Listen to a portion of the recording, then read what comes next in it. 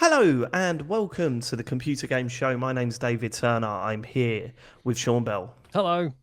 and Matt Murray. Hello. And that's it for the last time this year. I think James promise that he was on. gonna... He always makes promises at the end of summer that that's it for the year. Well, don't to be think it'll be the fair, last one he this made year. that promise last year and he kept to it, didn't he? So I'm going to assume... Yeah, he did. And then took not the first show off back, the one after. Because he knew he'd get shit for doing the first show off bad, but the one after people were working out percentages of his appearances right. at one point, and they stopped. This is the time to give us a number. Like, I want to see an update. I reckon it's got to be 70s. The thing is, I'm pretty sure when that came through, James did not have a sense of humour about it. No, he didn't like it. He did not. Well, quick, let's do it now before he comes back. That's true. Yeah, He's in Japan at the moment, and we've been getting photos of him in Japan, and there's that face again. It's like we've not James seen it for a long time. joy. Yeah, James enjoyed himself. He had that lovely little googly-eyed smile in the Nintendo Museum or whatever it was, where he was today or last night, holding hands with Isabel from Animal. Yeah. That was weird. Yeah, it was kind of what's that famous painting where there's two? It might be. Is it Sistine Chapel where there's like two people kind of about the gods semi, A god and semi-naked. the It was like that with the touching the fingers, but it's Isabel, a model of Isabel and James. And you know what? I won't lie. It looked like he had a hard on. Just. That's what it looked like from the picture. I didn't want to look down there, but it was like, James, something's going on. And I didn't want to look down there. It's the first place you look, Matt. You can't. It's hard not not to. to. Who's tests on you. You think? Son. What did you call me? I love those tests when they track your eyes and see where you're really looking. Just to see I love to see that. You watching James Farley just darting down to his penis every time. It's photo. Right, upsettingly, you can't really see his crotch in the photo. So No. Inconclusive. But AI, like the AI websites I've been using. Oh yeah, he is packing heat down there. There's no trousers on. God knows how I got let in the store. I don't understand why you had to spell out the joke. That was the joke. That was the joke. Yeah, just like to. Some people are very dumb, David. Had no trousers on. Patreon producers for this month are Aaron Patrick, the QuickBooks chap, Simon Nelson, Moomin Biscuit, Trans Rights and Human Rights, Dave Ernsberger, Colin Brown, Gasman, Rocketman76, Smooth Monkey, John Tempelli, Jackie Sniper, Sam Higton, Thomas, Stan, Philip with an F, Cutty, Steve Lee, Jack Oven, Grey Dragon Claw, Colin the Carwanker Smith, Lee Keybottom, My Dog Skip, Dean, Evil Mammal, Don Whiskerando, Sir Resner of the Savage True North, and a new full Nels member. It's Bozakama? Yeah. Is that right? I'll say Bozakama, yeah. What a fucking name. Thank you so much to our Full Nels crew who really do take on the burden of financially keeping us stable. Sort of stable. And supporting the show and making us not stop. That's something you can do by going to patreon.com/TCGS. We did our talks over this week. Honestly, if you're signed up to that tier where you get access to our video talks overs, they're on YouTube. The link still works. Go back and watch them because this week we did the Xbox at E3 2010 video, and I'd forgotten how much of an important year that was. So, I mean, I guess I could spoil it a little bit. It was the announcement of announcement. I mean, people have seen it before because it's 15 years ago. So. Right, but not really spoiling it. Statute of limitations, guys. I know no one's heard of this or seen it, but no, Xbox but announced some games. What's being announced going in, and it was sort of just before the Kinect come out, so it was us watching them demonstrate the Kinect for the first time to the audience. A lot of fun was had. One of the things that's nice about revisiting some of these is that because you're doing it with no attachment whatsoever, because it's ancient history at this point in video game terms, so. At the time, I was like, that was fucking awful. No one wants Kinect. It's shit. This is a load of, like, they're trying to copy the Wii. No. Whereas this time, it's like, no, it was a perfectly entertaining 90 minutes. It was, That fine. yeah. It's shot by. That was the weird yeah. thing. It absolutely shot by. But if you are signed up to that tier, you can go back and watch it after the event, or you could join us live when we do them. Patreon.com/TCGS. Thanks for all your support. Tatton Park Run. How far are we away from the Tatton Park Run? 2 weekends away, so it's 13th. 2 weekends away. What do you reckon, Sean? First or second? What are you aiming for? How many people are there running, do you think? I don't know. 2. Thousands. 2 people. Thousands? So I reckon if we can aim for top, I don't know. If I got it like top 50%, I'd be absolutely stunned. I don't think that's Yeah, that's the one, isn't it? That's where you got to aim. That's what you aim for. Oh, man. But yeah, we're up to £1,196 raised for special effects. Now, obviously, I'm thrilled with how much we've already raised. If someone could donate an amount ending in 4, because that 6 is going to bother me, can we just round it off? You Please? do know multiple people could do that, and suddenly we're like, Then if it's going to someone mess could it up again. end it with 1. Yeah. I mean, when's Dave going to add his one? I guess that's true. the big question that everyone's asking right now. Yeah. I don't know. I'm not convinced. I am not convinced. What does that mean? I'd heard. I'm surprised that you care so much about the sponsorship, Matt, when you wouldn't even wear the T-shirt. That's true. That was I might get in contact if they've got a vest, actually. But, I think you were doing it more for your ego than the. no, than the sponsorship. I That's just, what I reckon. I'm a very hot man in terms of temperature, and I would like to wear a vest. Right. I might get Okay. in contact. Anyway, it's not about me, it's about you. When are you donating to this? No, it's not. It's about the charity, Matt. Yeah, but you have to donate to a Not about charity. me Not your or about contribution you. to the charity. You should donate to a charity, is what I'm saying. I don't think I will actually. I think you should. Only because. Well, you've if already I raised do- money for him, so you've done your bit. I no, have done my sure, bit. what are Thank you you, doing? George. He did it previously. Bloody Charity's lot not more one than and done thing. £1,196 as well, Sean. I'll tell you that. I would like. I'm very tempted to just. If someone evens the number up, like if it goes up to 1,200 or whatever, I'm going to put £1 on. I think that's the only way I'm going to donate. Just to send you mad. And then I'm going to go to the special effects stand at the event and say, this guy here, £1. And you'll get kicked out. Really, sir? He only gave us £1. That's outrageous. We sent you a T-shirt and you're not wearing it. What's going on? And I was like, well, where's my vest, mate? I told you. I want Well, to... we don't do vests. Yes, We're you very probably do for a Here's sporting t-shirt and a event. pair of scissors. Off you go. Okay. And also, there is we've been told to. That's terrible, isn't it? We've been told. Asked. We haven't yet been told It sounds anything. like. Look, we don't want to plug this, but someone come up to us and said, Kurt's going to "Can kick you off. do it?" He's going to batter The us. wisest TCGS listener quiz on the Discord. Kurt is the host. Lovable Kurt. We all love Kurt. And that's on. Is right. 10th of September at 8 p.m. Yes. Is that right? 10/9. It says on Good. here. Includes some TCGS themed questions. If you would like to join in the wisest TCGS listener quiz on our Discord, go to tcgs.co, which has a link to our Discord, and you can join in. That's on the 10th of September at 8 p.m. Kind of tempted myself, but it'd be pretty embarrassing if I get some questions I wrong was about thinking TCGS. this. I was thinking So this as well, might yeah. swerve it just because I couldn't handle Yep. getting everything wrong. Should we have a quick update? We haven't done this for a while. Quick update on the Critics League, the TCGS host Fantasy Critic League, because a few things have happened this week. I secretly, as you well know, this is the only way to do it. I secretly bid for a couple of games that no one knew I was going for, and I'm surprised that no one went for them themselves. But Right. okay, so quick update, right? In first place with 98.05 points is Matt Murray. Nice. In second place is that's Electronic Farts, by the way, Yeah. is what he called his. All do you I wanted regret to that? do- Because that is a bad name, isn't it? No, because I would. No name I could have thought of would have actually been good enough. So I was like, whatever. I've got one. It's a vague pun. It's got fart in it. I'm good. My only goal for the year was get to 100 points, and I'm close. After that, Well, you haven't had your counter picks out yet.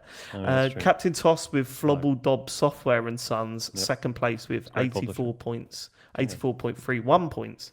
Turners with Big Sammy Holdings, we've got in third place with 80.97 points, and James Farley Points Interactive in last place with 27.71. I don't think he's taking this seriously. But he's not going to make a late charge. I think honestly, I mean, there's enough games still coming out that you could pick Yeah. some winners still. I think once I counterpicked GTA and that wasn't in, I think it was like heart's broken. I can't do it anymore. The projected points are pretty amazing, actually. James is still. I mean, the order is what it currently is, but James's predicted points is 59. I've got 86. Sean's got 96. And Matt's projected points are 147. Fucking what hell. the fuck? How does that even work? I don't know how that works. Look at him taking a swig. I don't know, and I've still got one spot left. One spot left and about that £1 million to bid on it. So well, this is it. So I bid on 2 games this week, and Battlefield 6 because of all the positivity coming out of the beta, and Ball Pit. Yeah. Which I guess is a bit risky, but I've heard I think nothing that's but a safe amazing one. things. I can't believe Sean didn't get that. Actually, I thought probably should have. Yeah. Never mind. Yeah, that's a good one. Yeah, but that was I think you were full up by the time that started coming in. You got 10 points this week for hurdling, Sean. And I got I got 18 points this week for Shinobi Art of Vengeance. Oh yeah, decent. Very good. Yeah, I snapped that up the moment they showed that off. I was like, yeah, that's a winner. But yeah, you've got one more space left, Matt. Have you not? Is there not anything? No, I mean, I do check most it. weeks. I didn't check this week, admittedly, but I do check most weeks. Like, look at the list on the hype chart, whatever it is. I'm like, too risky. But like I said, I've got one spot left. Which ones are too risky? You don't have to worry about it anymore because we're full up. So what are the ones that you looked at? Well, no, generally, I would generally look at like like here's the games to bid on, and rank them by hype mean. I'm like, no, none of it's guaranteed, but again, I've got like $78 to bid on, so I should be okay. I got one spot, so there's a couple maybes, but are you two full up? You're both full up, are you? Yeah, we're full up. The You're one both full up, and James isn't gonna give a shit. So I might as well tell you what. He's forgotten his login. He's forgotten his login. The one that I really regret not getting instead of Battlefield, actually, it's just hit me as Lumines Arise. I'm pretty sure that's going to score well. I mean, the one thing I massively regret is I entered a bidding war with you, David, for Donkey Kong Bonanza, and I was like, I want it. I know Dave's, well, maybe we've all bid on it, and I think I did like 19 or something, and you must have done 21. Or I was like, fuck hell, I should have. If I had really thought about the money I've got remaining, because for those who don't know, you start with $100 in a year, and you can bid on any game about any amount. I'll do it at $1 here. I got like Clear Obscure for $1. After reading the previews, being really positive, but now I've got 78, so I should have basically bid higher for Donkey Kong, and I didn't. But yeah, given that James doesn't give a fuck, and you two are definitely. Can I just check? Not that I don't trust you. Just want to double check that you have indeed. I'm pretty sure I'm full up. I don't know if I can you're still. Full up and I'm full up. Yeah. Yeah, but Sean, I don't know if I can still switch one. Yes. Maybe. Again, what can we switch? I didn't want to. I don't know. The whole fucking rules are all over the place. So, listeners, next year we're gonna make it way more simple, right? We've learned a lot this year. We're gonna make it way more simple. We're gonna make it so that you can check on the fucking league whenever you want, right? And we're gonna see if we can make it public. Yeah, for sure. Yeah. That's the way to do it, I think. So, the idea is not dead yet. Is not dead yet. So fucked it a little bit. If I look at the top 4, like the top available games, Borderlands 4. I don't give a fuck about Borderlands anyway, and I think that's too risky for me. Yeah, Ninja Gaiden 4. Haven't played Ninja Gaiden games. I don't know. I mean, whatever. These are a hype factor. They're normally highly rated, I think. The hype factor of both of them are 65.9. I mean, don't know what's out of. Then it's Dragon Quest 1 and 2 HD 2D remake. Don't know about the game, and then the fourth one I'm like, maybe do I, and that's Silent Hill F. Okay. Yeah, it's not Bloober Team, which is mad to say given before Silent Hill remake we're like, what the hell, Bloober Team, but now if it was, I'm like, okay, I'll probably do it, but it's not them. I think it looks great. I don't know. I mean, Kirby Air Riders is available. I mean, I saw a bit of Direct. I'm like, but maybe it's not about getting slam dunk. Like, I'm keen about on Kirby Air Riders because I like the original, but I don't know if it's going to be a huge deal. Might still review well though, I suppose. Another the game that says after Silent Hill F in the hype chart is Mina the Hollower, and have you not played that? Oh, I would grab that personally. Yeah, I mean at this point, right? Nothing else can be announced really majorly between now and the end of the year. Like we've had Summer Game Fest, we've had Gamescom, like so the window's kind of closing. I should just yeah. I think yeah, There are we- so, there, like, Easily. can I just say at this point, right? I was going to save this for later. It's been a fucking insane year for games, isn't it? Yeah, And I it really mean, has. I'm not saying the gaming industry is great because it's clearly been one of the worst years for the gaming industry, but the games we are getting this year, I can't wrap my head around. There are so many games in the pipeline that I'm still excited about. I'm so addicted to games, and like I look at Mixtape, and I think that could be a gothic Yeah. contender for me. Same with Lumines Arise. That's probably going to be up there. It's just game after game at the moment. It makes you feel sick. Have the Luminous games always scored really Silksong highly? is coming out. Silk I Song, keep meaning yes. to ask because I know James and I were really big on Hollow Knight, but I can't remember if you guys ever played it. I never or even liked played it, or- no. No, me neither. I never I played wish I had, but I just Are didn't you- at the time. are you- And So are you bothered about Silksong? Because obviously in my head it's Um, this fucking major event, but oh no, Yeah, I think it's yeah. gonna be huge. I'm definitely gonna play it because everyone's gonna be talking about it, and I want to have Yeah. a view and opinion. I just annoyingly I didn't play the previous one, but I'm for sure gonna get it and see what it's about. Yeah, I mean, I'll play it, the but first it one does looked great. concern me how long it is. It does concern me how long it is. because the That first is a game was concern. deceptively long. Yeah, and Well, I won't say but that. then What are you like? 40, 50 hours, or how long we've I think I it was put like 25, 30, wasn't it? I think I put Yeah. like 60 hours into the first one. Oh, fucking hell. But were you doing loads of side stuff? Like, could you? So there's basically Do so it the first in less ending time. was like 25, 30 hours, and then the second ending, which is the much better one, was another 30. The problem is, obviously, you know what I'm normally like mate, just get an ending. If you're done, you're done. Don't worry about it. But it did get a lot better. And that's I really enjoyed the first half, but I fucking like all my sort of memories of it are from that second half. Like it was really worth doing. Yeah. So, fuck. Yeah. All right. Okay, should we move on to the feedback from last week's show? I am Yes. excited to hear what everyone thought of the latest free host show. No guests last week. No guests. No. They all loved it, I assume. Yeah, Kurt Lewin. Hi, TCGS lads. I was just on the checkout page of Cameo, ready to place my order for a message to be read out from Roy Hodgson from Matt and the studio head of Citizen Sleeper developer for Sean. As I was about to hit pay, I heard how mare they felt about no other than Master Chief himself shouting out TCGS. So instead I've directed my funds towards Miyamoto giving Matthew from Backpage a shout out and PS1 Hagrid sending a message to Samuel. Cheers. Wow, Kurt. nice And one, we Chris. just talked about your little quiz. No, we're going to move that. That's going out. Yeah, and we'll tell you cut that. that. We'll cut that, it's fine. There was no quiz, and it won't be mentioned. Unbelievable. Yeah, no. Kurt, To be I clear, am obviously, 100% a Kurt guy. I am a Kurt fan. We're all I'm not Kurt having guys. this. Yeah, we're all Well, Kurt don't- guys. It doesn't fucking, We're all don't fucking Kurt sound built. like it, Sean. Doesn't fucking sound like it. We're man. Kurt, we're all Kurt obviously, guys. That's a it was- given. It was very cool of Kurt to do that for us. The point we were arguing was it's not like the guy who plays Master Chief knows who we are, or No, but no one thought it was.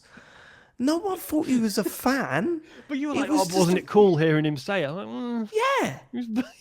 Oh, this is your other problems coming to the what front, do you mean isn't by it? other problems? Which This is one? your other problems. What? This is your other- David and his friends, Matt, Sean, and James. That was it. It was like a dagger to the heart. So you have to ruin it I don't for remember me. that actually. That's what it is. I'm saying that. I remember precisely. Thanks for living it, guys. And you're like, why didn't he say thanks for letting me be natural? Why didn't he say, oh, inject the news into my eyes like a ball of semen or whatever he did? I can't remember. What are you talking It was about? very similar. He did stuff like that, mate. I Who listened. did? Who did? There was a really gross one, wasn't there? They were Oh, all yeah, really all of gross. yours No, are they gross. weren't. They Sean. were, most of them were Yes, they were referencing all- current events. Yeah, but in a sexual manner. And Yeah. often kind of flirting with the idea of you and James having sex. So that's, Yeah, it there got was a bit a lot much. of Flirting is eroticism describing No, around it's around actually it. like inserting it into everyone's, Anyway, Erotic news. okay. Luke Summer Hayes. What's up? I love you guys, and I love this week's show as always. I'm getting that out of the way because I'm about to undermine it by slagging each of you off in increasing amounts. Oh, good. Dave, yeah, I know this is a real mean one from Luke Summer Hayes. Dave, right. I've loved wearing my socks high since long before it was cool, and will continue to do it when fashion swings around again. I absolutely hate the feeling of my socks sliding down my foot, so I have heel-on shoe rubbage and will happily look a little dorky to avoid it. I think your Can I socks might be too address big, this? Luke. Sorry, Can go on. I address this? Yeah, sorry, go Yes. I've got no problem with you wearing your socks high. Absolutely no problem if that's what you want to do. Yeah. What I do not like is people that wear their socks low and then suddenly go, oh, I got to wear them high because the younger people are doing Kids that are now. saying, Yeah. That's my problem. You wear your hot socks as high as you want, mate. I'm all for it. Up to But the thigh, if come on. possible. Yeah.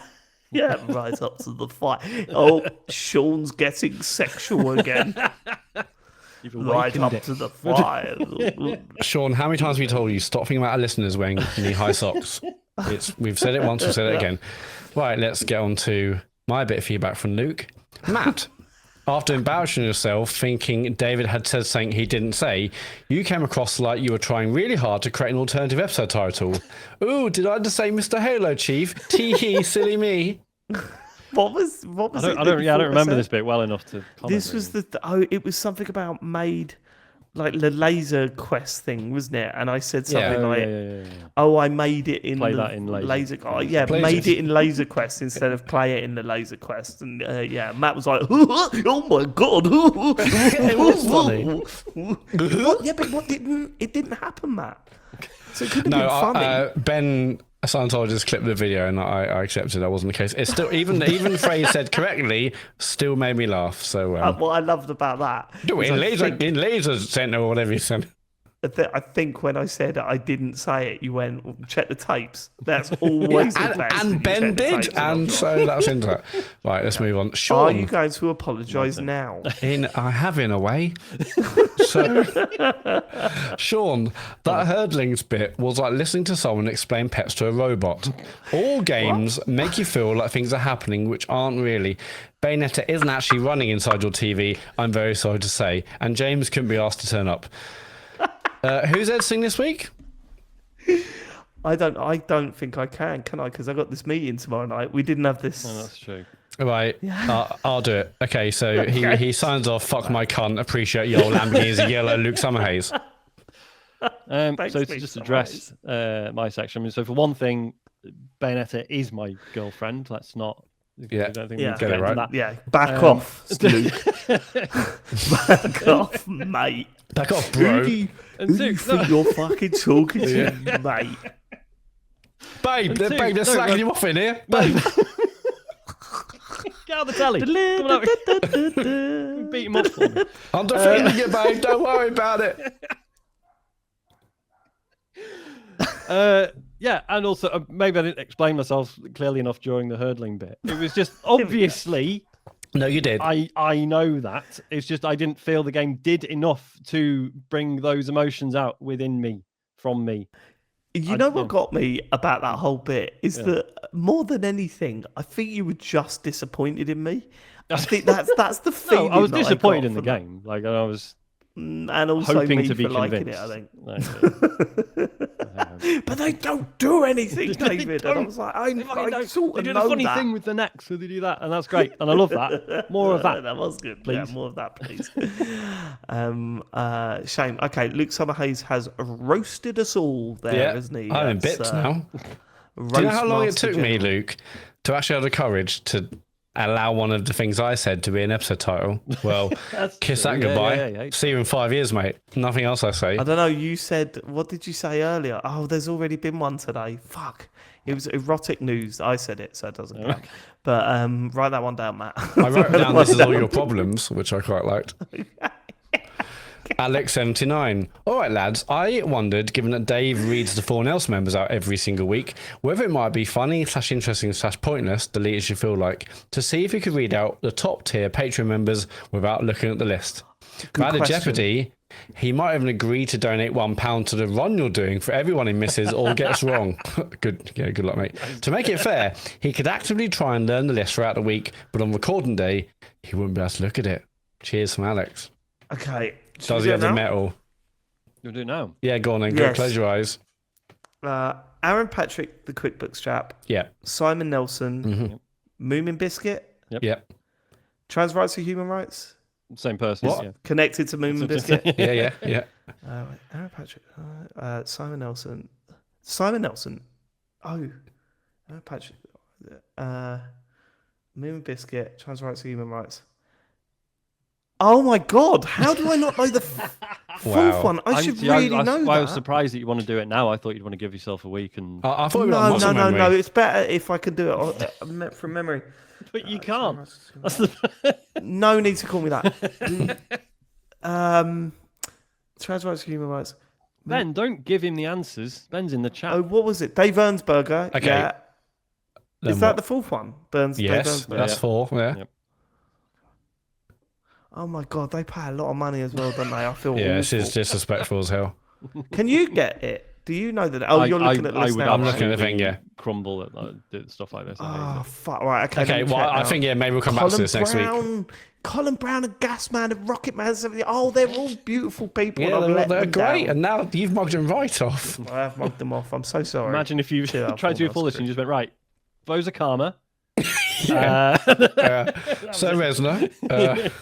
Do you know what? Do you know what kills me the most is that when I listen to an old episode of TCGS, which I do on occasion, I listen to the full Nels crew list, and if it's not the current one, it weirds me out. It's like a different name, and I'm like, whoa.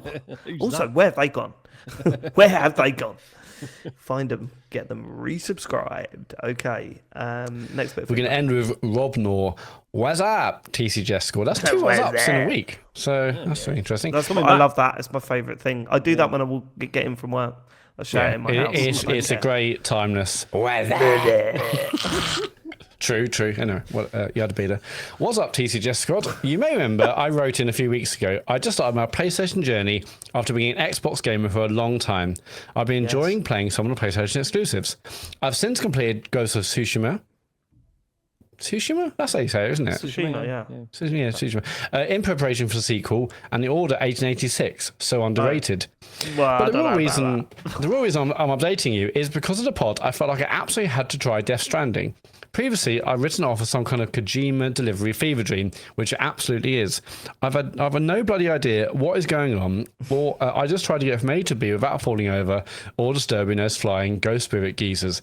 Anyway, I'm not far into it, maybe 5 hours of which 3 were probably cutscenes, but I can tell this is another game I'm really going to enjoy. And another to add to the list of PlayStation games that I should have played way sooner. Also, what was your honest reaction to Gamescom? For me, I wasn't that excited about much of the lineup. I also think Black Ops 7 is going to be smashed by Battlefield this year. COD seems to have completely lost touch of what it is, or at least what it used to be. Looking forward to the next pod. Keep it up from Rob Nor. COD won't be smashed. I mean, Battlefield will be really good, but it won't make that much of a dent in COD, in my opinion. What was my overall reaction to Gamescom? I thought it was quite disappointing. Leading into it, there was a lot of people saying, "Oh, it's going to be massive," and actually, yeah, there was some decent announcements, but there was nothing amazing. Huge. Arguably, Silk Song was the biggest thing to come out of that sort of period. But that's 100% what that was just a stream, wasn't it? That wasn't a. Yeah.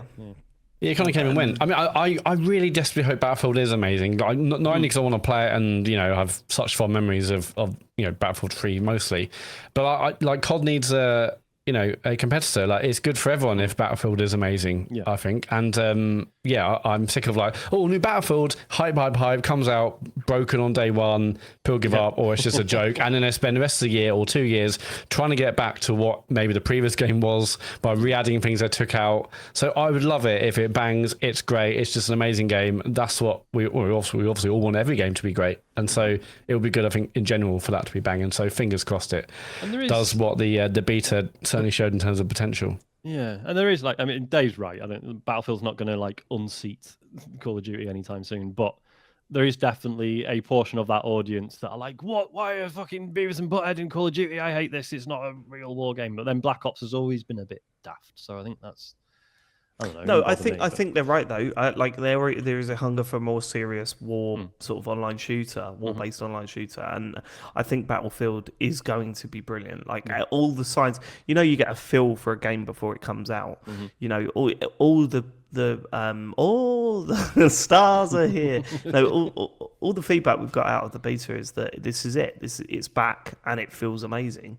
And I think the world needs another Battlefield. And certainly COD needs some competition, right? So, look, I am not shitting on that game at all. Like, I'm going to buy it, and I know that I'm going to love it. But yeah, I mean, it's a big fucking ask to say, yeah, no, this is going to fuck Call of Duty up, because I don't think it will do. Some people don't care, and they just want to play their Call of Duty game. And guess what? I'm probably one of them. Yeah, I have played so much Call of Duty recently, and I fucking love every second of it. It's so good.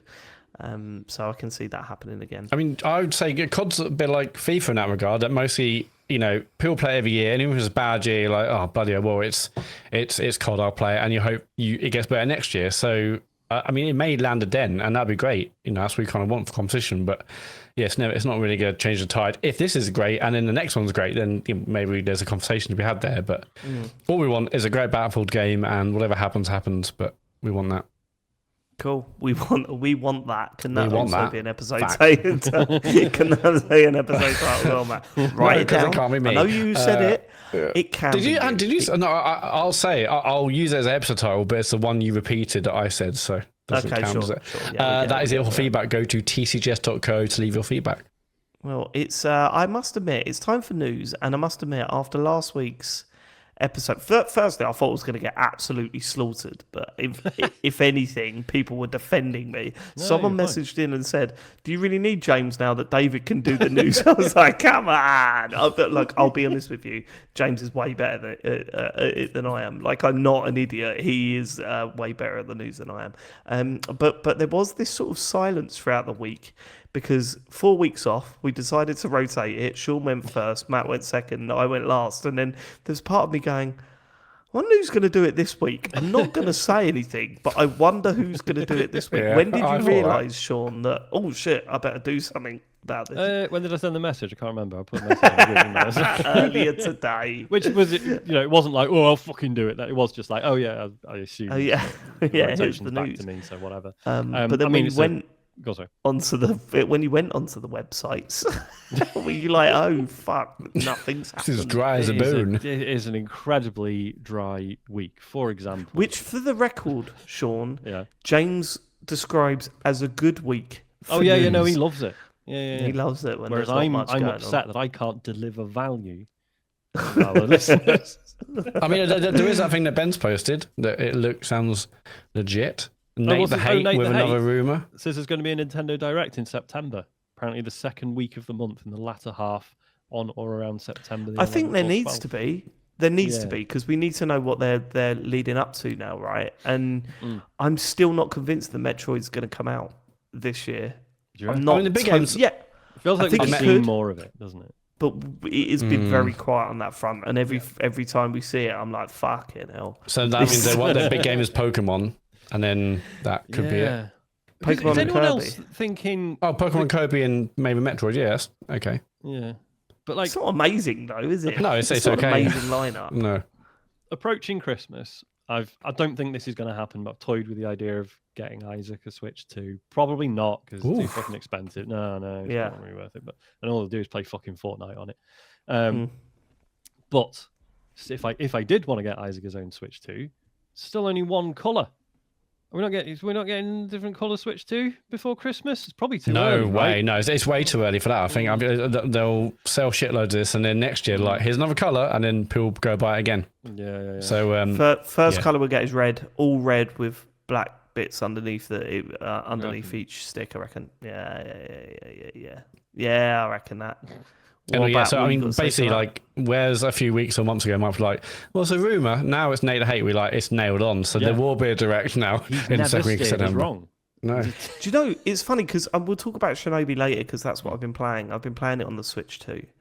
And there was part of me playing the Switch 2 this week going, do I play this on the Switch? Should I play this on the Switch instead? Because I've got the OLED version and the screen's better. Like, there was part of me saying that. And I'm sure it wouldn't run anywhere near as well as it does on Switch 2, but there was part of me going, yeah, the screen isn't as good as the OLED one, is it? So I'm kind of like, oh, this is weird. And it's mainly, it's not even the detail. Look, I'm an old guy. It's not even the detail in the screen or the the blacks look so it's so great. It was the fact that there's massive bezels around this one that I was like, this looks less cool. It looks less cool. And what annoys me is the portal's not an OLED. Yet there are fuck all bezels on that thing, like really thin bezels. On this, it's really thick, and I'm like, I don't like that. I mean, this is probably maybe it's a conspiracy, but do you think they might have said to internally that we don't have to like do amazing bezels because ultimately we know when we release Amazing the OLED, bezels. it'll be an even bigger, it'll be even like bigger improvement. So let's not go crazy on the bezels, guys. Just do whatever you want. You can make them big. It doesn't matter because we need like an extra, bullet point for the OLED. Maybe. I think Shigeru Miyamoto's in the engineering department like, whoa, hang on. No, this looks way too good. Make it look a bit rubbish. So, let's get it. This ties in with what you were saying, Sean. I really do think they'd be more interested in, not so much, I don't think they're focused on an OLED version of the Switch 2. I think they're more focused on, how the fuck do we get a Switch 2 Lite together? What does that look like? What is a Switch 2 that is clearly for children, and how do we reduce costs? I'm fascinated. That's one I'm interested in seeing. Like when they release that thing, what does it look like, and what the fuck is the price point? So I was going to work out if we can work out when the Lite 2 might come out, but then the Lite didn't come out until 2019. That's like 1,000 years after the original. But then when did the OLED come out? I mean, you've got to imagine it'll be Switch 2 Lite. 2 or 3 years after that. The OLED so it's 2 years after. So it was 2019 for the Lite and 2020, October 21 for the OLED. When did the original Switch come out? 2007, wasn't it? What? 2017? 2017? Yeah. Right, 2007. Sorry, I got mixed up. Yeah, so okay, so we're So maybe 4 years. No, 4 years to no, OLED. 2 years. 2 years till Lite, and then Hold on, no, wait, slow down. The original come out 2017. Yes. The OLED come out. The Lite come out in 2019. So 2 years then. Yeah, so it's only 2 years. And then 21 for the OLED. Yeah. So 2026 is when we're expecting a Lite version, which makes sense actually. 27. That makes sense. 2027. Sorry, 20. What did I say? Struggling with the old maths tonight. Yeah. yeah. 2027 for the Switch 2 Lite and 2029 for the Switch 2 OLED is what we're saying. Cool. Okay, and we covered 2038 for the PS6. So that's what I'm looking forward to more than anything. 2038 is the price. No, it don't work. That's more of a written down gag, because it sounds like it's £20.38 for what is going to be the most expensive console of all time. That's a gag I might reuse when in text, on like a blue sky. There's sometimes I get angry with you because it's shit and you fucked it. Whereas this one, you were shooting for the moon with that, and it was the right intent. It's good to do that. Wrong. I think shoot for the moon. You'll land amongst the stars. Whatever, it doesn't matter. Yeah. Shoot for the moon even if you miss. Even if you miss, you land the stars. I'm always going to shoot for the moon. It's a horrible life of like you just floating around in space for ages. That's awful. Yeah, but you're amongst the stars. That's beautiful, isn't it? I don't want to be amongst the stars, mate. I want to be in my bed. Yeah, but you get in space, mate. If you want to be in bed, don't be an if you want to stay in bed, don't be an astronaut, mate. That's what I'm saying. Okay. It's not my fault. Okay. I just respected the fact that you went for that joke. I like the fact that if you go back and listen to it, we probably went, when we realised it didn't work. It's like a weird aftertaste, wasn't it, that joke? Sounded like a good joke. You're like, sounds like it. No, actually, it's not, is it? It's not a joke at all, is it? You really fucked that, you prick. I love the fact that we haven't even started the news yet. Sean, what I'm quite happy to not start the news yet. Okay, so as I say, dry week. Could you imagine, though, if it was the 1 week that we didn't do the news? I did suggest it. Yeah, I know you did. We started the news with the Nate the Hate rumour. Yeah, that's true. Well, it's not a rumour. If it's from Nate the Hate, I'm taking it as nailed on. Another fact is that Valve have started forcing Steam users in the UK to verify their age by making sure there is a credit card linked with their account so that they can look at mature content. This is obviously in response to the UK's Online Safety Act. How do you feel about that, Sean? How do you feel about this? This bit specifically, I mean, it doesn't bother me. I think sorry, they mean credit card, not debit card. That's the thing so here, that's right? something that I think needed clearing up. Yeah, a lot so of people that assume if that's the case, then that's a bit weird, right? Because rubbish. obviously, for a lot of people, it's kind of a more elegant solution because it means you're not having to fuck around giving information to a third party that you're not familiar with, because that's what Microsoft are doing with the Xbox. If you want to, they've been rolling that out since July. If you want to verify your age on your Xbox, there's a third party involved. Whereas this is, well, as long as there's a credit card on your account, you must be an adult, which I understand, obviously, because then you're deferring to all the checks that the banks will already have done. But not everyone fucking wants a credit card. Yeah, wants or need one. It's like, so that's shit. I think that it really is indeed the case. It has to be a credit card, not a card. That is my understanding, because obviously pretty much anyone can get a debit card, right? Yeah, Harry's got a debit card at the moment. So yeah, and people don't want credit on credit you shouldn't have to be forced to get a credit card. Yeah, exactly. It's mad. It's like, it also worries me not because a good idea. No. It also worries me because, like on the PlayStation, I actively take all my details off of it. Yeah, me too. Yeah. If you remember, not too long ago, I don't know I haven't been keeping up with it, but I don't know what Sony's stance is now. But Sony used to have a thing that you do not get refunds on your digitally purchased items. Like that is a flat. They just refused to do it, right? And there was loads of stories about how people's accounts got hacked. They would spend loads of money on their card that was linked to the account, and Sony said there's nothing you can do about it. We're not going to refund you. You're not getting your money back. And there was people that were legitimately out of pocket by a lot of money. And so ever since, I have removed any payment method from PSN, and I pay with prepaid cards now because I don't want them having my information. Like they've had several data hacks and several data leaks or whatever, and I don't want that. I did the same thing, but I just have PayPal, which requires extra security steps on my side, rather than just I since, and it was people losing their accounts. It wasn't necessarily just about the money. It's like they're losing all their accounts. There's no way to fix it. And also money taken from the account. So on all my things now, Xbox, Sony, and Switch, I just have I'll sort my PayPal on my side rather than having save details, and it's not worth the risk, I don't think. So is it a bit shit that that they're saying no, you have, like Steam are saying you have to give us your details, otherwise you can't play this stuff?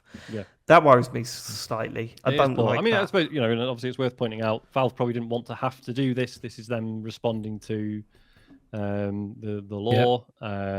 So they're probably not thrilled about it either.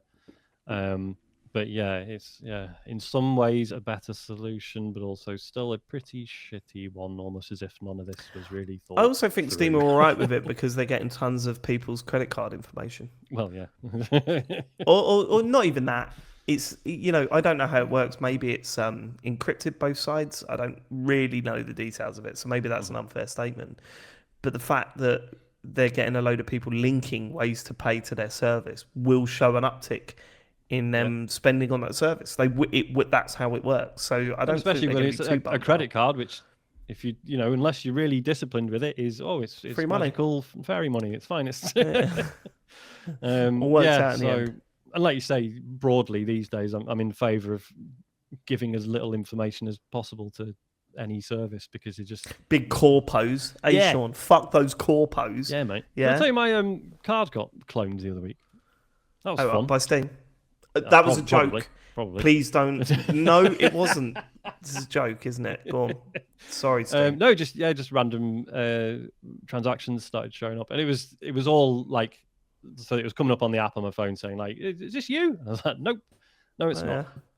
And obviously it was like, obviously it's great that these days it's so easy to be like, right, well, freeze the card, I want a new one, and like reported it and everything. But then there's like another couple of days where it's like all these transactions still coming through, like, oh, we've blocked this transaction because your card's been frozen. We've blocked this transaction. All right, fine. And then there's you forget how many subscriptions you've got with the old card. Oh, God, yeah. Fucking Netflix, Google, all kicking the door down. Channel 4. Oi, you want your sub?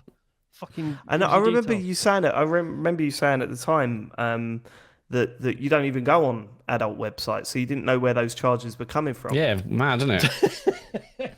Sure. Well, it was because I had to point out to Neil. I was like, just so you know, some of these charges are for dating websites. Yeah, it was trying to book flights, dating websites, and there was something else. I can't remember what. Definitely got hacked. Yeah, That's the 100%. thing. You're like, oh no! Look, new. Did you Someone's say bought a dating cassette websites? player. This isn't me. Dating websites, hotels, and sort of Hotels, like yeah. transactions in Flights, bars and stuff. wine, and, fancy you know. restaurants. Yeah, Yeah. sexy outfit. Mad, isn't it? Oh, how's it happening again? Johnny's. What? Sexyoutfit.com. I can't, No, let's what move on, was the shall we? first alarm bell? Was hang on, Spotify subscription? I don't Yeah. think so. This ain't me. This ain't me. I swear to God. Oh no, not on top of my Flibble Dobble account. No. Fuck. I mean, that has just reminded me. I'll have an email Not from Floor Cobos kicking off Premium. that they can't take my my monthly sub. Yeah. Like Look forward to that. Cobus. Yeah, and I bet it's personally signed Can I as just well. say there are 2 people on our Discord who also use Cobos. Right, so that's 3 of you. 2 other sickos. Yeah, You I know, can't like, believe you're Cobos. Sorry, Cobos? Cobos. Yeah, Cobos influencer now. yeah. Man. Yeah, I good think, stuff, you know, good like service. when you get those emails, hey, just to let you know, your debit card is out of date. If you'd like to continue using our service, please update it. Sean got one going. Hi, Sean, it's Gary from Cobus. You know, It's- I mean, Everyone's I'm really really worried they're not going to get paid this week.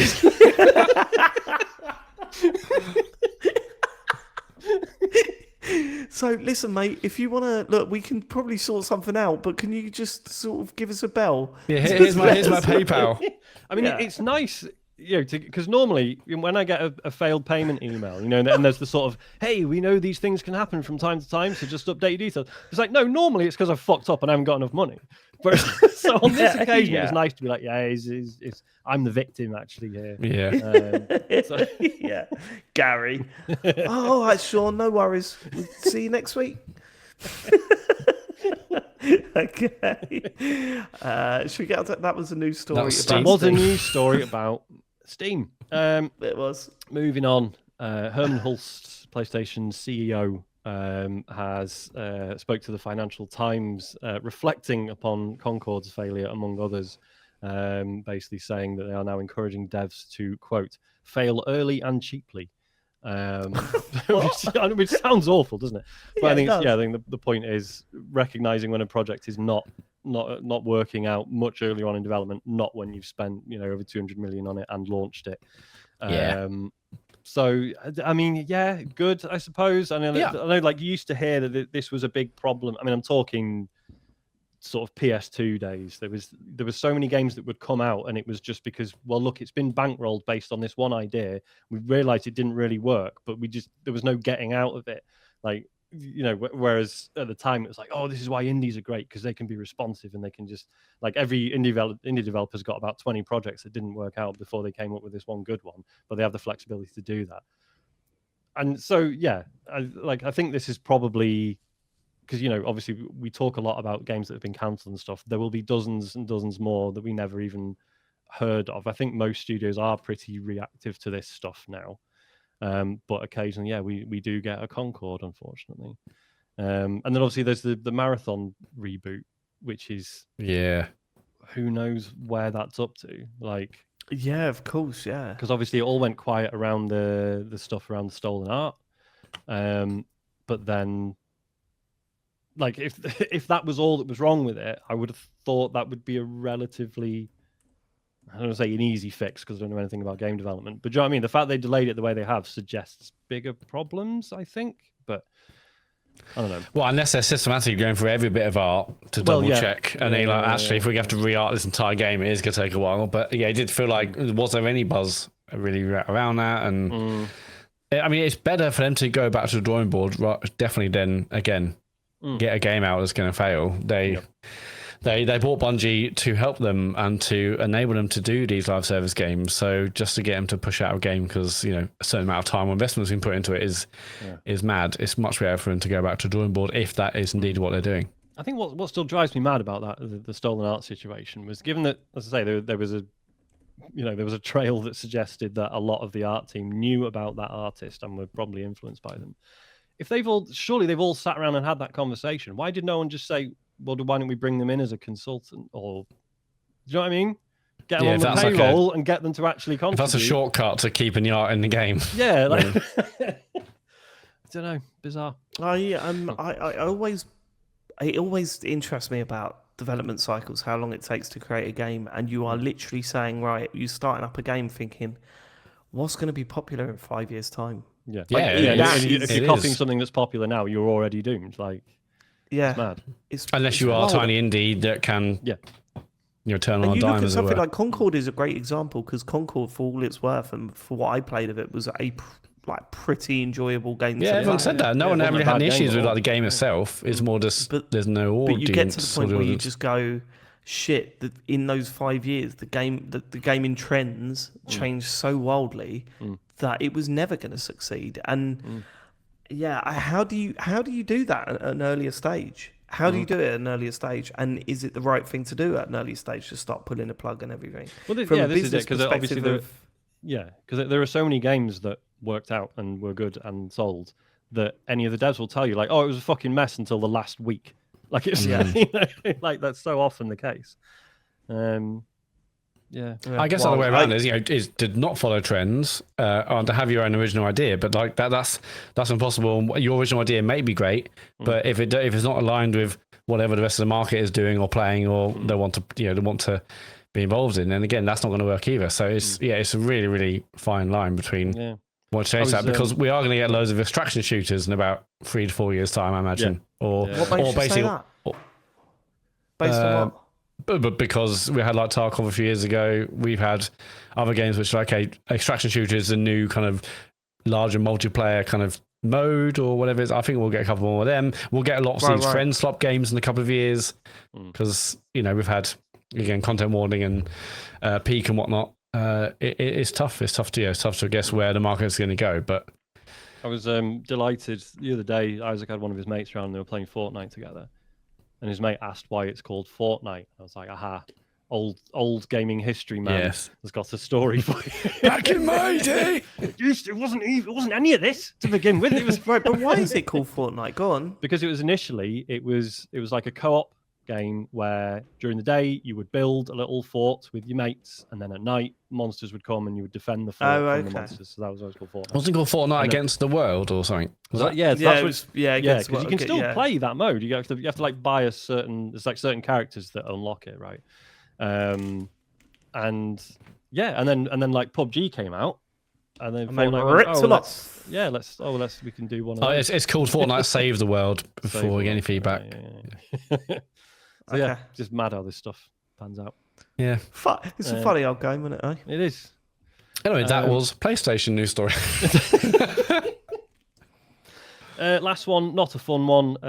So mobilegamer.biz have spoken to a bunch of people who were laid off from King back in July.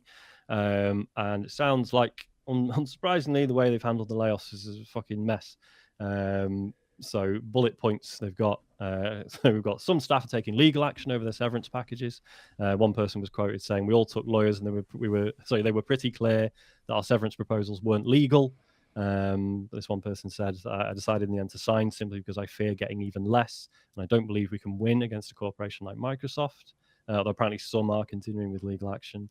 Apparently the cuts were made seemingly randomly with no consideration for staff performance. Apparently there had been complaints about toxic managers within the company that never went anywhere.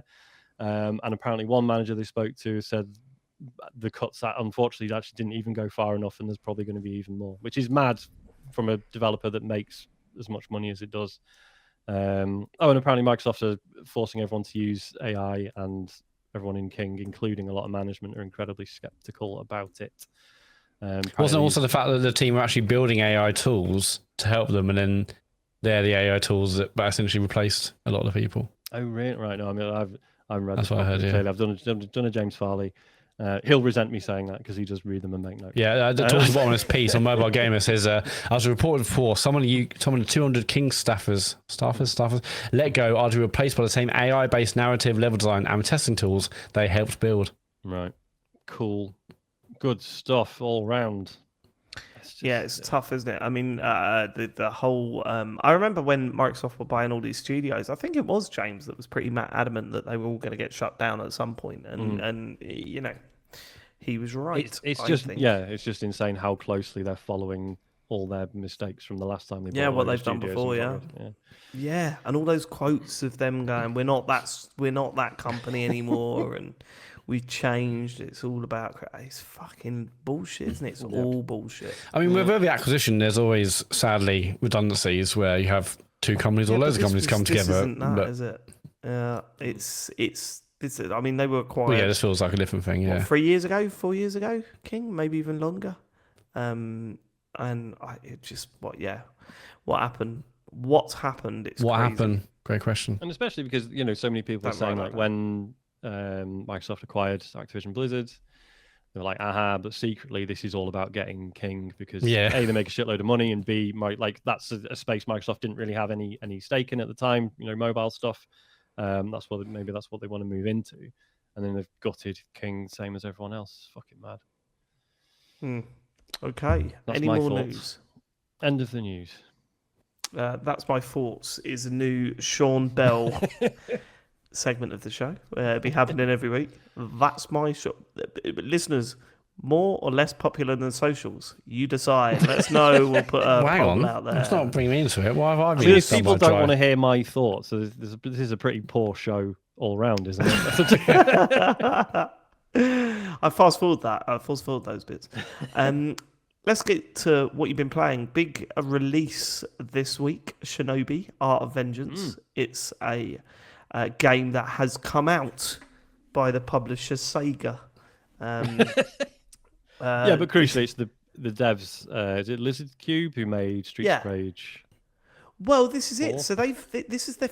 I think this is their third game. I went on their website today, and they've got 3 games on there. Usually they list out everything they've done, and they did that Wonder Boy remake, which I believe you and James were both a big Really fan enjoyed of. it. Yeah. Streets of Rage 4, and now this, which is reviewed very well, which means this studio is getting a reputation now, which is great. It's great. I love it when you sort of really dig what a studio is doing. And I was always going to buy this. Look, I've got no history with the character. I'm not a Shinobi fan. As much as I was a Sega dude growing up, remember that was my first ever online name, so I was a fan. He was a Sega dude. I was never a Shinobi fan. It was something you played and went, all right. It was a bit like, there was a few games like this for me with Sega. The other one was Echo the Dolphin. I'd play that and go, oh, okay. All right. I guess it's cool. Do you know my main Shinobi memory from back in the day? Go on. Was when I was in hospital as a child because I had testicular torsion. I had my nards operated on. The kid in the bed next to me had a Game Gear and he had Shinobi on it, and he just let me borrow it for like 2 straight days. Mate, I'd fucking let you borrow it as well if you had all sorts of problems with I you. don't think he knew. I wasn't really broadcasting it, but yeah. I think he knew. I think it's written all over your face. Also, your T-shirt saying, don't ask me about my broken nars. So, I get a lot of questions about walking into the ward with them in a wheelbarrow like Buster Donut. Yeah, so I saw this being shown off the first trailer. But it was this year was the first time we saw it, right? Yeah, I think it might be right. I'm pretty sure it was. And I remember me and James just going, oh, hold on a minute. This looks good. And holy fuck, is it good. It's amazing. Like, I am so happy with this game. It's, right, I was wondering about how to talk about this game all week. Like, what do I go into? And how do I sort of summarize it? And I think I've got it, but it doesn't make me sound good. The way I see it, it's really cool, Sean. It is. It's a really cool game. It's cool as fuck. Yes, I would go as far as saying it's cool as fuck. Everything about it is so relentlessly stylish. I mean, I don't know if this reflects, as I say, I'm not a fan of the series. I don't know if this reflects the games that came before it, or if this is a major departure. But it's very much an action-based, a combat-based platformer. It's sort of hard. I wouldn't call it like Souls-like level, but like there's some very challenging moments within the game that I've played so far. I've been challenging platforming bits as well, which I think are good. Yeah, it really reminds me of that fucking Prince of Persia game from last year, Lost Crown, but it's way more stable than that, like insanely more stable than that game is. It's got areas that are a little bit Metroidvania, where you run through quite linear levels that have bits off the beaten path. You know, there are levels that are segregated from everything else. You know, it's not like a big open world that you're trying to get through, so it's not like that in that regard. But it does have, like, when you run through the level, there's a bunch of walls, and you go, well, how am I supposed to get through those? Like, clearly there's something behind them, but I can't work it out. And then 2 or 3 levels later, you get an upgrade that lets you get through those walls. So it encourages you to, you know, I think the sort of feeling I'm getting from this game, it's encouraging you to go through the game, get to the end, and then go and 100% it, which I think is something I want to do, because it does several things right. Firstly, I think everything it sets out to do, it fucking nails, right?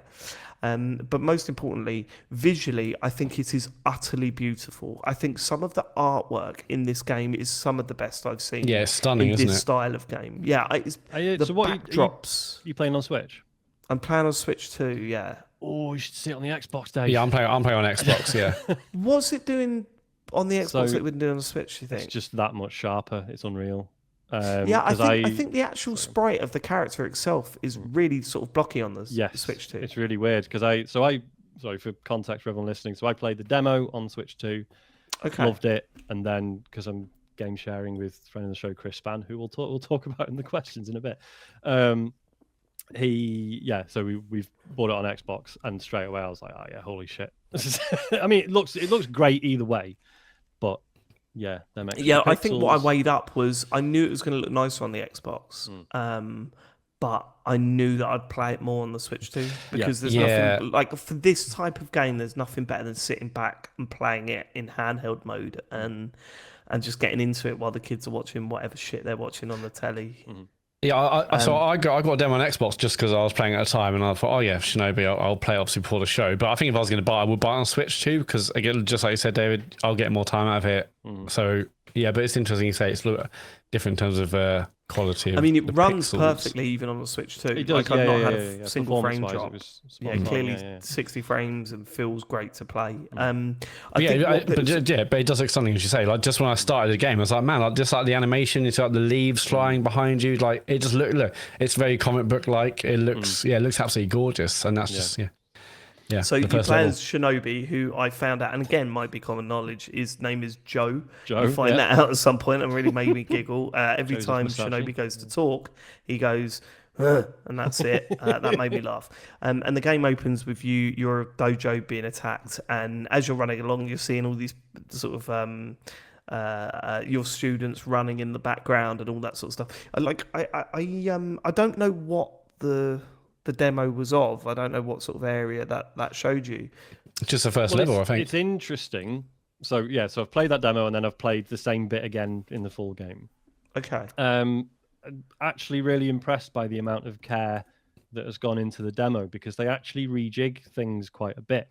So it's cool. that first stage up until the fire monkey guy.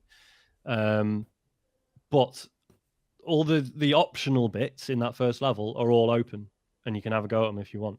And there's like different enemy types that don't appear at that point in the full game. Oh, really? Okay. So it's basically like, look, it's just the first level, but they've kind of expanded it and changed it in different ways so you get more of a feel of it. And like the Vertical shop appears slice. way earlier. Vertical slice. The shop appears way earlier as well. You can like buy quite a few moves by the end of the level. Yeah, I was really impressed. I can buy so much, do so much. I got loads of moves, various abilities. Yeah, I thought this is packed for which I assume was the first level of the game.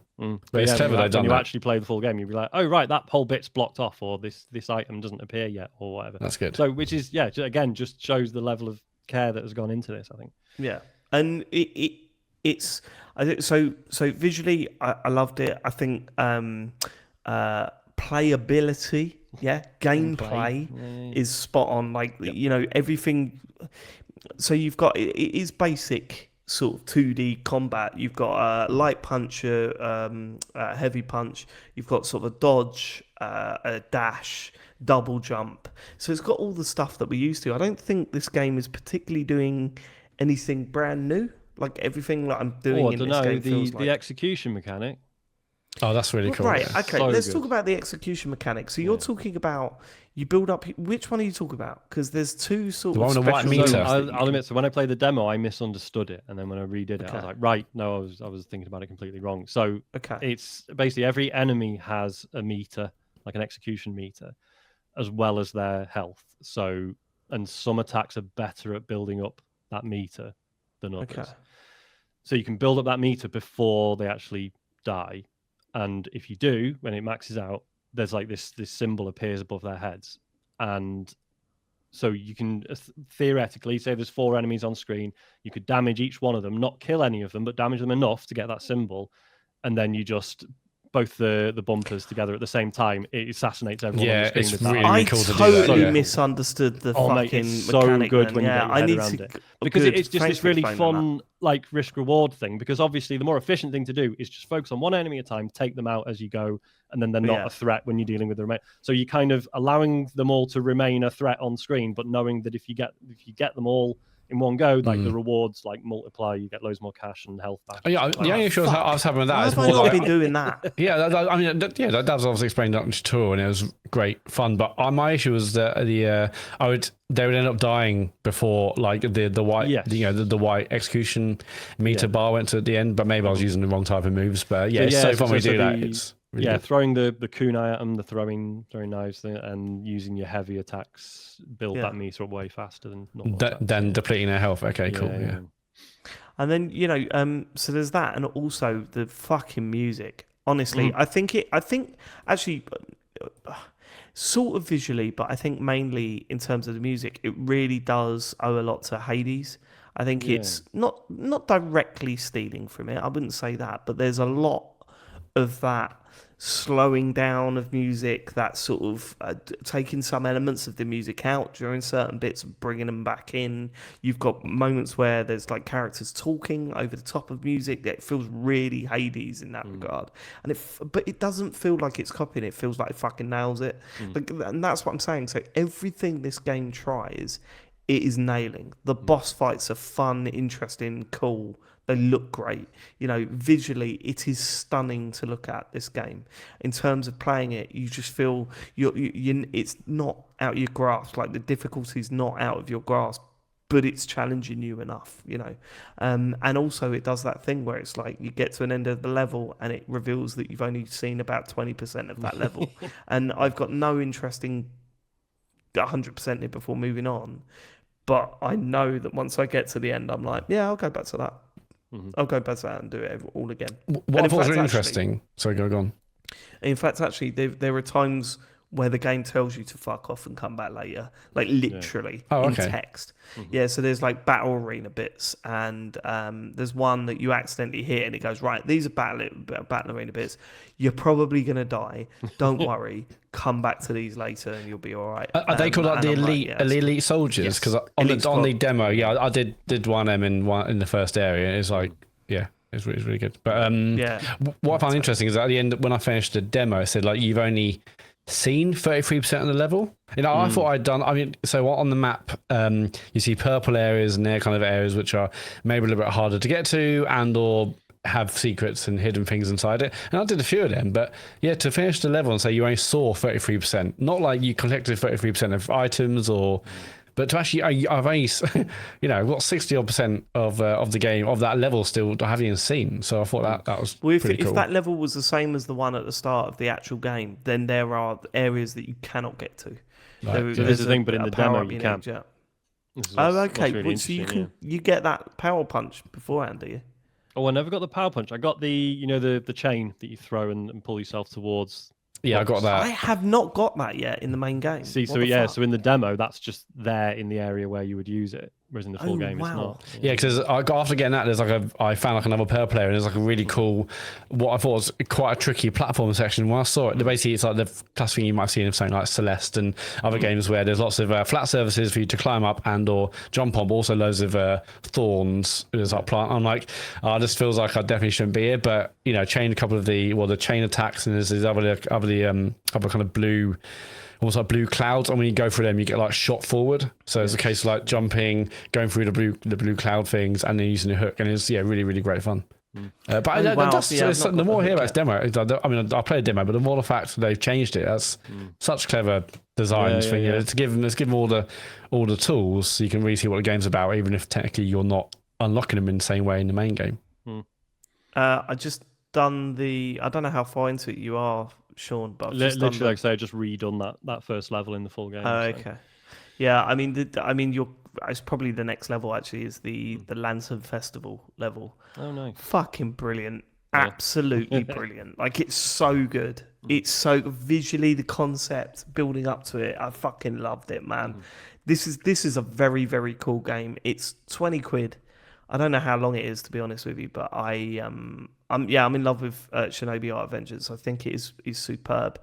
And I cannot wait to play more. I'm worried that like any sales it doesn't get now, like Silk Song's going to bury it, because I think they'll occupy very similar territory. But yeah, possibly. I don't think it's going to be a big seller. I just think if you look at what I would say is because some people don't like these sort of games, right?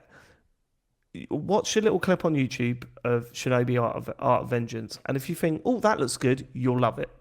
And if you go, that's not my sort of thing, then it is probably not your sort of thing. It doesn't do anything completely out of the ordinary when it comes to these sort of games. But everything it does so well that this is another fucking incredible game this year. It's another incredible game this year. It's scary. It's scary how good this year is. I really like its approach to difficulty as well, in that when you start the game, it basically just says like, look, this is going to be hard. Here's the accessibility options if you want them.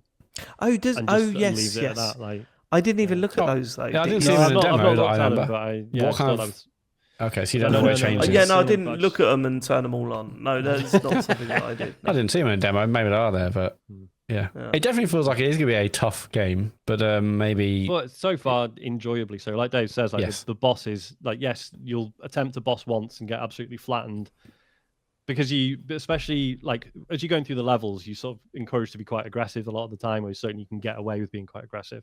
But with the bosses, obviously it's learning their patterns. So yeah, you'll try and just absolutely hammer a boss and will get flattened, and then you try again. Like, right, I just need to observe it for a minute. Right, when he beats his chest, it means he's going to attack this way. When he does this, he's going to do it right. It's all really nicely telegraphed. Yeah, fucking great game. I had a moment today where I was stuck on a bus. Just stuck on a bus. Stuck on a bus. Yeah. I was stuck on a bus, and Charlie was sitting next to me. Look at Matt laughing as he writes that down. It's going to be one of yours, Matt. I'm going to write it down. Stuck on a bus like a twat. Charlie didn't say that bit. Say that bit. Actually. You didn't say it at the end, okay? No, you put that in yourself, didn't you? You little scamp. Editorializing. Charlie was sitting next to me on the sofa while I was doing this boss, and I'm like, I don't get it, Charlie. He's killed me 8 times, and he's easy. Like I know he's easy, and it's pissing me off that I'm finding it this tough. And when I got through, we had a little celebration. It was great. So I love playing games alongside him, and he is loving this. Pause, because in terms of how appropriate it is for children, it's very cartoony. There is blood, but I'm pretty sure this is fine for kids. Yeah, Charlie's he doesn't give a shit. He does not give a shit. Yeah, he likes more blood, if anything. Because they clearly especially, because as you say, the opening is like, oh, the clan's been wiped out, but then at the end of the level, it's like, no, they've been turned to stone. It's like, right, okay, so basically everything's going to be all right. I'm going to cure them or something. Yeah. It's not like, oh, they've been fucking massacred and they're all dead. Like, it's like, no, they're just frozen. Yeah, no, Charlie's absolutely fine with that stuff. We're I haven't got it down, but we've picked up Split Fiction again, and we're going through it again together. Oh my god, that's some of that. The bits in that game, I can't, like, honestly, we love it. We just finished the dragon bit, so we're way further into it than I thought we would be. Oh no, that's not true. We've just finished the I don't want to ruin it, but the bit where you're both little balls. We just done that bit. Yeah. Good game. Right, Shinobi Art of Vengeance. That is that one summed up. Matt, what else have you got for us? I played a little bit of Destiny Rising, which is the Destiny mobile game developed by NetEase. I don't know about this. Yeah, I got a note because I had clicked pre-order or whatever on the app store on my phone, and last week the download happened, and I was like, have I really got the energy for this? So and got the download happened. That's an episode title. Carry on. Oh shit! Write it down. Oh, no, I'm not going to write it down actually. I'll write it Got down. the download happened. Yeah, yeah. I mean, so you haven't played it, Sean? No, I haven't. I've downloaded it, but yeah, got the download Yeah. happened, but not played it yet. I mean, it's a surprisingly good game that feels incredibly Destiny. I mean, obviously it would do with all like the various sounds and whatnot, but the thing that's holding me back, sadly, is just the fact that I'm playing it on a phone and the controls are kind of like doing my nutting. But Have you not got? I thought you had a backbone. Does that not work? I did have a backbone. I had like a Razer Kishi, and that doesn't work Razer with. Kishi, that was It basically doesn't work with USB-C iPhones. It's like when I had the Lightning one. So. I guess obviously I could sync a pad to it, but I also but it's essentially it's a Destiny game. That's all you need to know on phone. I haven't really played a kind of a really AAA, AA game on phone. I didn't play any Resident Evils, but I'm kind of like amazed by like how good it looks and performs. Like, I mean, I like to see this game blown up on the TV and see if it actually looks as good as it does on the phone. But you start off with your character called Wolf. You can change the likeness, like face type, color, name as well. But like, so some pretty basic customization at the beginning. And the story starts with a ghost essentially telling you the story of Destiny. And then, I mean, my Destiny lore is kind of weak these days. I was about to say. I'm pretty. Someone trying to explain the story of Destiny. Well, they sort of had this idea, but nothing come of it. So yeah. I mean, essentially, they're like, the Traveller came here, it was all good, then things kicked off, and then suddenly things aren't good anymore, and there's like a new city, and it's all about the light, and I'm your ghost, blah, blah, blah, blah, blah.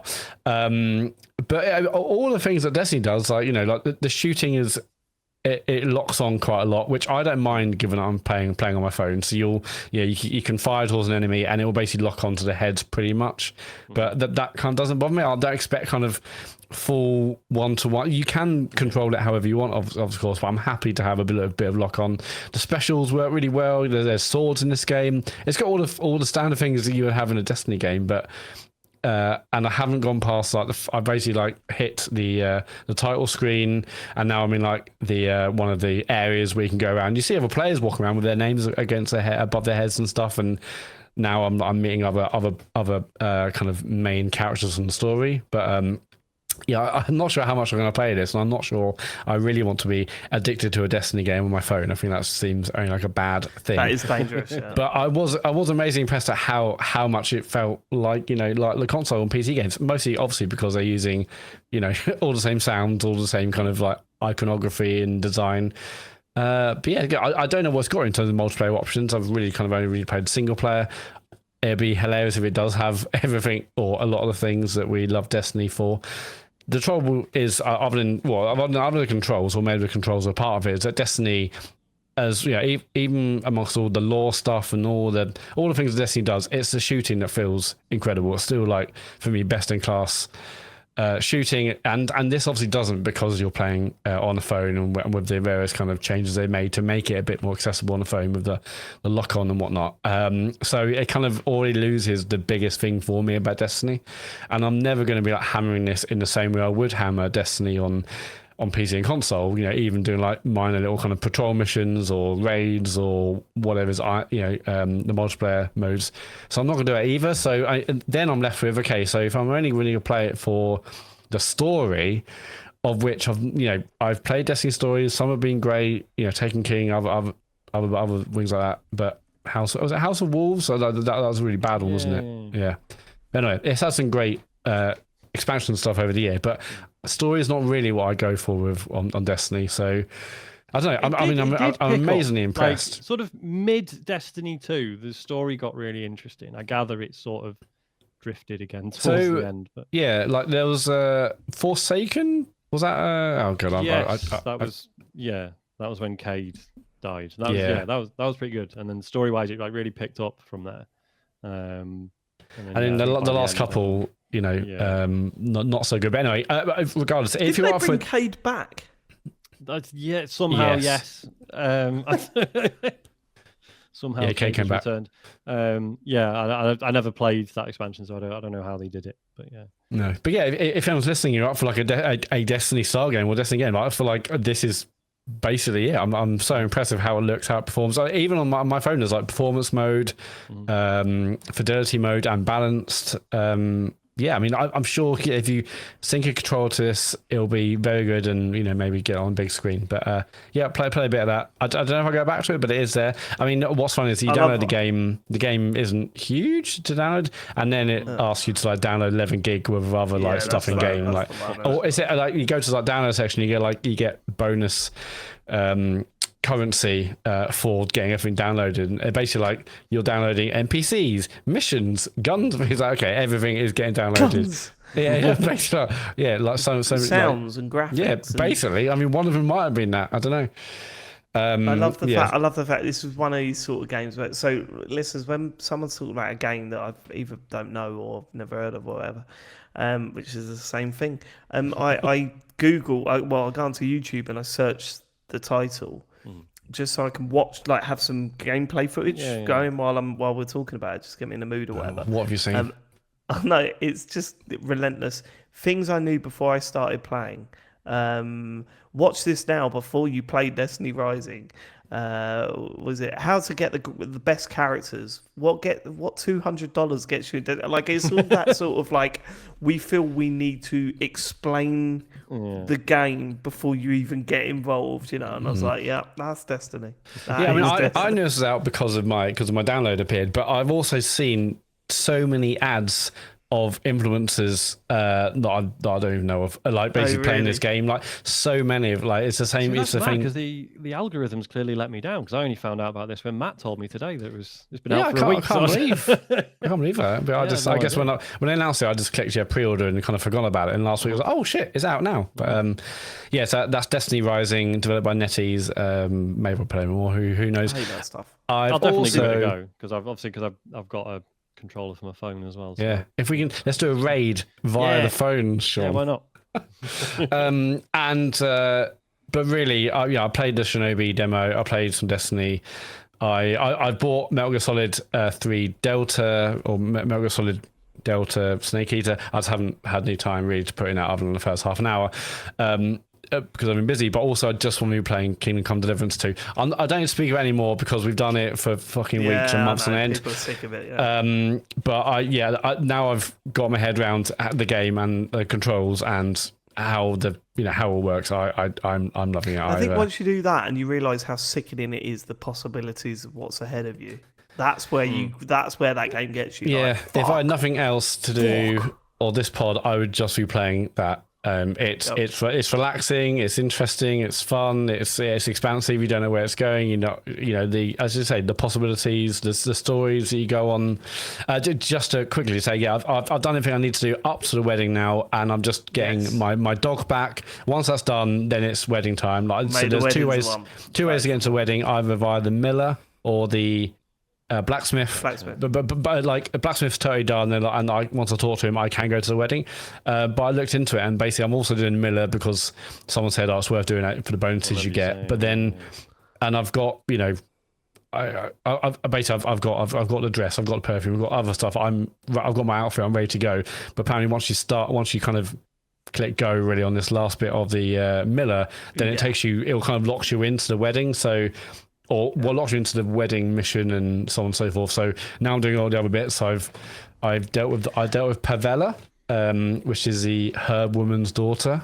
That story is excellent. Yes, that bit. I love really good. We'll talk afterwards about what happened to you for that, because we were talking about that in the week, weren't we, Sean? Yes, we were. The sort of the stuff about that. Yeah, did that stuff. Done the grave digger stuff. There's tons are done, and now once I get Mutt back, and so this Mutt thing, I basically I'm trying to find my dog, and I'm talking to various people, and now I've talked to the gamesman, the guy with the sheep basically, and he's like, gamekeeper. That's the word I was looking for. And he's like, okay, like here's how you're going to do it. Basically, you need to put some bait down, and some wolves or something might appear. The wolf mission. Yeah, this is so funny. This bit. And so he's like, put a bait down, but the bait is a cute little sheep called Ignatius or whatever. And I don't want to kill Ignatius. You can talk to Ignatius. Obviously, he just says bar back to you, but he's like, how's it going, little fella? Bah! You know, I like it. Do you want me to tell you what happened for me on that mission? Yeah, if it's not going to spoil my mission, yeah, sure. So I've just basically got to a bit where I'm like, take Ignatius to his part of the clearing and leave your body there and wait for the wolves to appear. Basically, that's where I am. I'll be very quick. Sorry, everyone. I know that you're sick of us. So the one person messaged in and went, "Oh, does David like the wedding mission? Does he think it's essential to get to? Because he doesn't mention it." And I was like, it really made me laugh. And whoever put that, I can't remember if it was on YouTube or on our Discord. I think it's in the questions. Yeah, that really fucking made me laugh. But that mission, Matt, I used the bait. It got eaten. And I killed a couple. I did it really early on. It was like one of the first missions that I did. Okay. I killed like 2 of the wolves, and the rest got away. And I went back, and they went, "Did you get rid of all the wolves?" And I went, "Yeah, I did. Yeah." And they went, "Oh, thanks. Here's some money or whatever." 25 hours later, I was walking to a. Sorry, Matt. I know this is a pain, but I was walking through a town. And I was just chatting to people, and I saw some guy, and I was like, I recognise him. Hello, how you doing? And he goes, hold on a minute. You're the dude. You told me the wolves went. They didn't. They coming at me. You're a cunt. And I was like, yeah, I know. Sorry about that. But it really, when he come out with that, it really made me laugh. And every time I walked past him after that, he would call me that word again. Like he'd just shout it at me as I was walking past. I was like, oh, okay, all right, fair enough. Yeah, I think on that Gravedigger mission where you go on with that guy in his car and he gets you to dig up bodies or no, maybe it's like you're doing something like dead animals. I think that's the one. Anyway, I think I've done that. There's a bit where he's like saying, "Do you do it?" And I'm like, "Yeah, I did it," because I was really scared about lying in this game in case. Could you? Anyone can like Pill saw me. Like you really, unlike most games, you're like, it doesn't matter because nothing's popped up saying something or it's not obvious.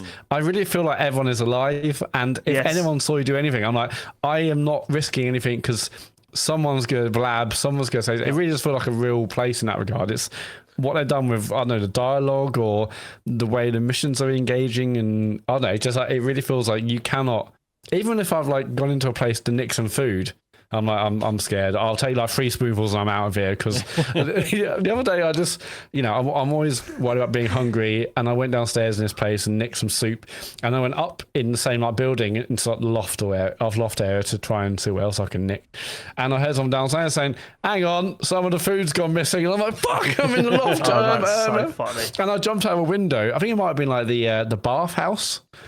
I jumped out the window, like almost basically on someone else. And oh, hello, sir. What are you doing? And I'm like, because someone in like the door down there is like trying to work out where the soup's gone. What a game! Yeah, it's mad because obviously the general lack of surveillance back then, like it's amazing what you can get away with sometimes. But yeah, the way there's all these systems implemented so that people will know when their shit has gone missing, and if they see you with it, they're not afraid to call you out or whatever. Like. Yeah, it's really interesting the way. Yeah, I think when I first started playing it, I said to James, like, this is like a modern day Shenmue. Like, this is when you do Shenmue, like when you've played Shenmue back then, it's like, oh my God, this is a living, breathing city. And you can watch people go about doing their daily business. Yeah, you can do that here as well. Yeah, and it actually works. Like, it's really fucking cool. Did you uncover all of the map of all the clouds in that first map before you went on? No. No, I might have done actually. Nowhere I might have done. Me, but you're nowhere near moving on yet, so you're fine. Oh, okay, excellent. Yeah. Anyway, it's brilliant. Like I said, I have to keep forcing myself to play other games. Yeah, I'm glad you're enjoying it. I bought Metal Gear today, and I'm like, I'll put a good luck. No, I didn't. I will do. But it's like bloody hell. And next week is Metal Gear. Like it seems that most people like. I'm excited. It's reviewed well, but I've also seen a lot of people just being like, it's so faithful. It's like I don't really know why they're bothered. Oh, Yeah, I saw really? some people say like that they could they not have done like a full remake and remove kind of the loading in between areas and this and that and the other. I don't know. I mean, it is what. Yeah, but I love Metal Gear Solid, but I haven't played number 3, and that's one a lot of people say is the best one. So I'm really excited to try it, and I will do. But yeah, it's like Kingdom Come and then Silver Songs next week, but I will do it. But what a game! Cool. Sean, what have you got on your list? Hello. So I finished Sword of the Sea.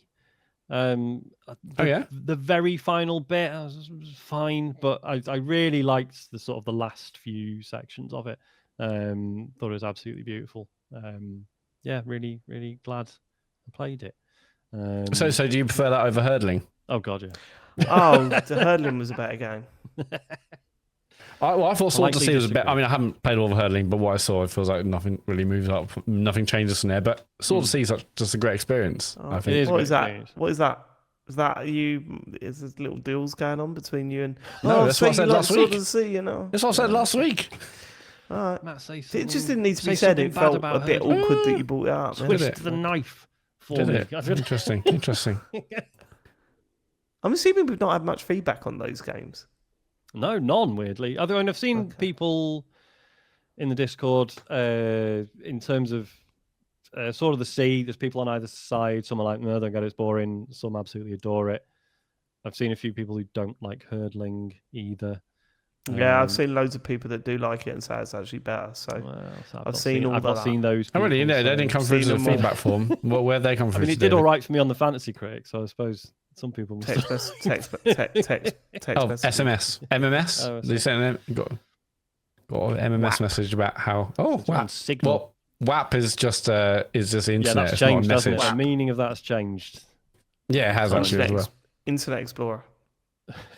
Florp. Any other? Yeah, there we go. I'm back on Chrome, by the way. What? Yeah. Are you fucking You serious? fucking I was mainstream the main prick. reason. You're such was a getting- normie. Oh, I'm back on Chrome. Grow up, fucking helmet. You're such a sheep. Have your own Oh thoughts man, they about fucking things. retweeted us as well. I emailed Yeah, Google. they I was like, my followed- mates keep making fun of me because I'm using Florp, the Florp. Florp account tweeted us, and that they broke all their posts on Blue Sky were like, promotional, and then one of them randomly is like, I shouldn't have done. It's like a really Yeah, they weird said like message. we broke. Yeah, we broke for this or something, protocol was it? to retweet something because we mentioned Florp, and now you've mugged them off. And now look, no. Do you know what it was? It's when we Didn't were work recording the as well. show. Couldn't stand the abuse. Yeah.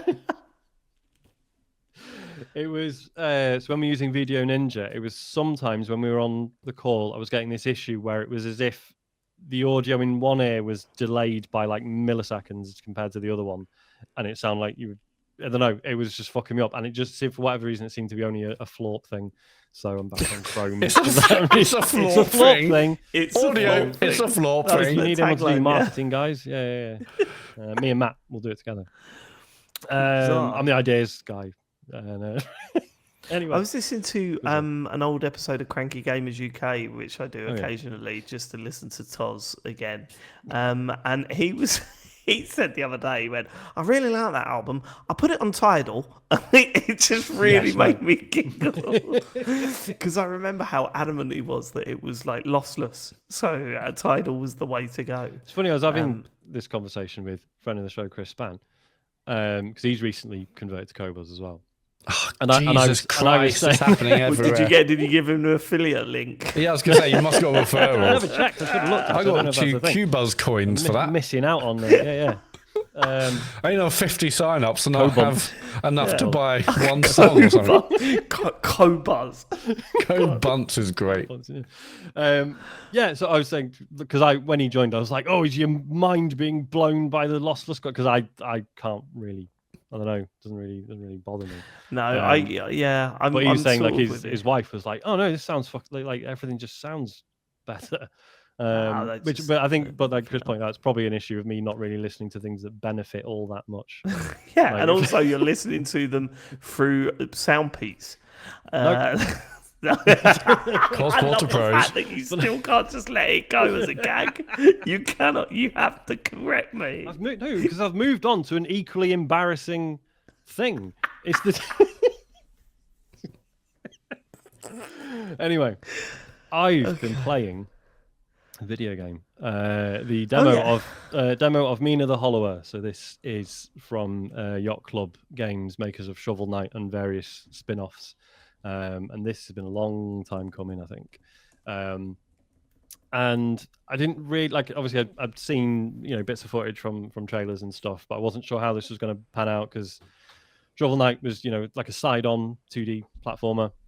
This is more sort of 2D Zelda top-down style. You play as a little mouse called Mina. He wears a little cloak, and she's a hollower. I'm still not sure what that means. I've not looked it up. But basically, yeah, it plays like just a really cool 2D Zelda game. It looks, it's still same as Shovel Knight. Kind of looks like a NES game, but just with so many great ideas in it. Like it kind of structurally, it appears to be quite Soulsy in that there's checkpoints as you go. When you die, you drop your stuff. You got to get back to where you died to pick them up. Which at this point, all right, whatever. But like it's got this like digging mechanic. So at any point you can press this jump button and you hop into the air and then you dive into the ground, and then you've got sort of 2-3 seconds where you're underground and you move around, and that's a way that you get items. You can tunnel under certain things. You'll get like enemies with shields that are always facing you, so you tunnel under them and then get behind them and stab them. So you can use it to sort of mess with enemies. You know, so that's how you like dodge attacks as well. But it's kind of tricky because there's that initial jump first. You don't just press the button and immediately sort of disappear. So you kind of have to anticipate stuff, but in an interesting way. Yeah, it's really good fun. I really recommend checking it out. The only thing was the demo brings you to a boss fight, and I thought it was fucking impossible. Like after 3-4 goes, I was like, and there was like a bit of a lead up to it as well. Like the nearest checkpoint is like a couple of combat encounters away from it, which I thought was a bit tight. That's annoying, yeah. But no, other than that, definitely check the demo out. As if we need more brilliant. What are you playing this on? This is on Switch too. I played this. Go on, sorry, Dave. Can I ask? So I'm watching gameplay footage of it now, and the way I would describe it is, when you like try and fuck up with Zelda games, and you're like, oh, if you go here and then quickly flick back, suddenly you warp to the other end of the screen. It feels a bit like that. So the clip that I seen, you can tunnel under walls, can you? Yeah, some of them, yeah. Yeah, so like the thing I've seen is that like he's outside, there's a wall, and then you tunnel under it, and you're in the middle of a dungeon, and it feels like you should not be able to do it. Yeah. Like really it feels like you're being naughty when you're playing. And there's cool little movement puzzles where so to do the tunneling thing, as I say, you do a little jump and then you go underground. But then as you come up from the ground, you do another jump, which is like a bit further than your normal jump. Cool. So there are puzzles where you sort of like, right, so for this one, I need to be able to jump, dig under, and then hop out of the ground at this point to get over this gap, and then do that. Yeah, it's really, really, really cool. Really enjoyed it. Nice. The only other thing I've been playing is Skate, the new Skate. Because this is out in early access on the 16th of September. I believe we're now allowed to talk about it. I've been in like a few of the play tests running up to this. Which is tricky because I'm going to talk about a lot of stuff that is missing or doesn't quite work. And obviously, from my perspective, I'm like, I've been playing this for ages. And it's like, it's out on the 16th. It's like, it's not though. It is very much still an early access title, just because I've been playing it so long up to this point. Do you know what I mean? Part of me is like, this must mean it's finished, but it's really not. It's like, so as I think most people know, but just in case, it's free to play now, and there is no avoiding the free to playness of it. Like when you unlock stuff for free as you progress. Like actual progression appears to like nothing's locked off. Whatever you spend money on, it is just outfits and costumes and stuff for your board, whatever. But it is very much like when you go to the in-game shop to like unlock things you've earned through playing the game, you've got to scroll past all the stuff that costs real money first. Feels a bit cheap. I mean, like some people are moaning that like it's like one of the costumes you can buy now is like you look like Satan basically, and everyone's like, oh, it's good. It's just gonna be like fucking Fortnite. It's just gonna be stupid outfits and stupid characters and stuff. It's not real. I don't know. That doesn't really bother me all that much. The games have always been a bit silly. This is definitely more so. In terms of stuff that's wrong with it or stuff that's missing. So like in terms of the tricks, so Skate 3 had finger flips and dart catches where so halfway through a kick flip you catch the board like the wrong way up, and then you can go into a grind and then come out of it, which was really fun to try and do. That's not in it yet. The other problem we all seem Do to you be know having, if that stuff's coming or? well, yeah, or... we assume it is, because when there's like an inbuilt, I think they call it the Trickypedia. When you look at that, it's basically at the bottom. It's like more coming soon. ... Right. So fine, that stuff is probably coming. The weird thing we found is it's really like street level stuff is fine, but when you're in an actual park, it's so difficult to get any air or get any speed up, like when you're in a bowl or whatever. Like, so that feels really weird. I don't think there's anything we're missing. It's just really difficult. But we've had a fucking amazing time just messing with it. Like the freedom, like how easy it is to just join your mates and then you're in the city together, and there's other people dotted around, but they don't really bother you. And we've just and how easy it is to just drop objects in the world and build little setups and do fun things. And those things are persistent, aren't they? So I watched did like a 15 or 20 minute video outlining when it's coming out and their plans for the seasons and the skate pass, etc., etc. And one of the things, they basically said that you can build a structure of benches and chairs and grind it and do whatever you want, and then go away, and then someone else may have added to it like later on. Which sounds awesome. Because one thing we did was, so I let Isaac play it for a bit, and he started trying to build stuff, and then I think he needed the toilet or something, so he went and used the toilet and he came back and he was like, and just loads of people were sessioning on it. That's really cool, and stuff. Yeah, it's really nice. And we were doing stupid stuff like setting up, basically climb, because it's got all this parkour stuff now, right? So you can climb all the way up these skyscrapers and stuff, and just setting up ramps, and then a kicker sort of off the edge of a skyscraper and be like, right, where are we landing? And then setting up a downward ramp at the other end and trying to land on it. Stupid stuff like that. It's almost like trials, fun. Yeah. Just stupid little challenges that we're putting together ourselves. But the actual game is fine. So we'll have sessions where we'll fuck around placing stuff and doing stupid things that we've come up with ourselves. And then we'll be like, right, should we actually do some challenges for half an hour? Cool. And you're just free to flip between the two, and it's it has been really good fun. Also in the video, I think it might be called sessions, but in the video they said if you want to designate a certain area for you to compete against you, in the UI they were kind of almost like painting in this purpley color around a certain area, and that's like the locked area of where all your points would count for this competition. That looked really intuitive. We want it up these stairs and down here, and I think that's how it works anyway. It's it looked really intuitive. You can create these, maybe they're called sessions or whatever, they're creating wherever you want, and that the stuff I've done does look really interesting. I think I said also there's 3 types of skate pass or battle passes, the free one. Then there's another one you pay for, and there's another one that's even more stuff you pay for, which is I get it mentions money, but because you can buy a founder's pack, and that's it's 20, I think it's 22 quid. But then that comes with a bunch of stuff and includes the first premium pass. But I can't see anything in the game that suggests what that is or what you get from it yet. I assume it's coming. But then you also get as much currency as you would get for 22 quid anyway. Oh, okay. So okay, that's not a bad deal, to be fair. So I probably will end up getting that. And I guess something I'm most interested in, how are the kind of video recording, capturing tools, and have you done that stuff yet? Weirdly bare bones compared to Skate 3. Because Skate 3, you could set up right, so I want the camera to go here, and then at this timestamp I want it to have moved to here and then here, and I want it to track the skater throughout. So all that's kind of gone. Yeah, they said keyframing is coming in at some point. Right, okay. That's what it is. Yeah. So at the moment it's very much you can sort of have the camera sit in a set place, and then you can have it follow the skater or not. Or you can have it, just the normal gameplay camera or whatever. And obviously it's interesting because back in the day, Skates 1 to 3, they had to engineer this whole thing where there was a whole video sharing platform for it, whereas now that's not necessary because that's just built into the console. Yeah. So it will be interesting to see how much stuff comes out of this. Yeah, that's what I'm hoping. I don't know. I may play this, I'm not sure, but I'm actually more interested in seeing if my feed is filled with people doing cool skate videos. That'd be awesome.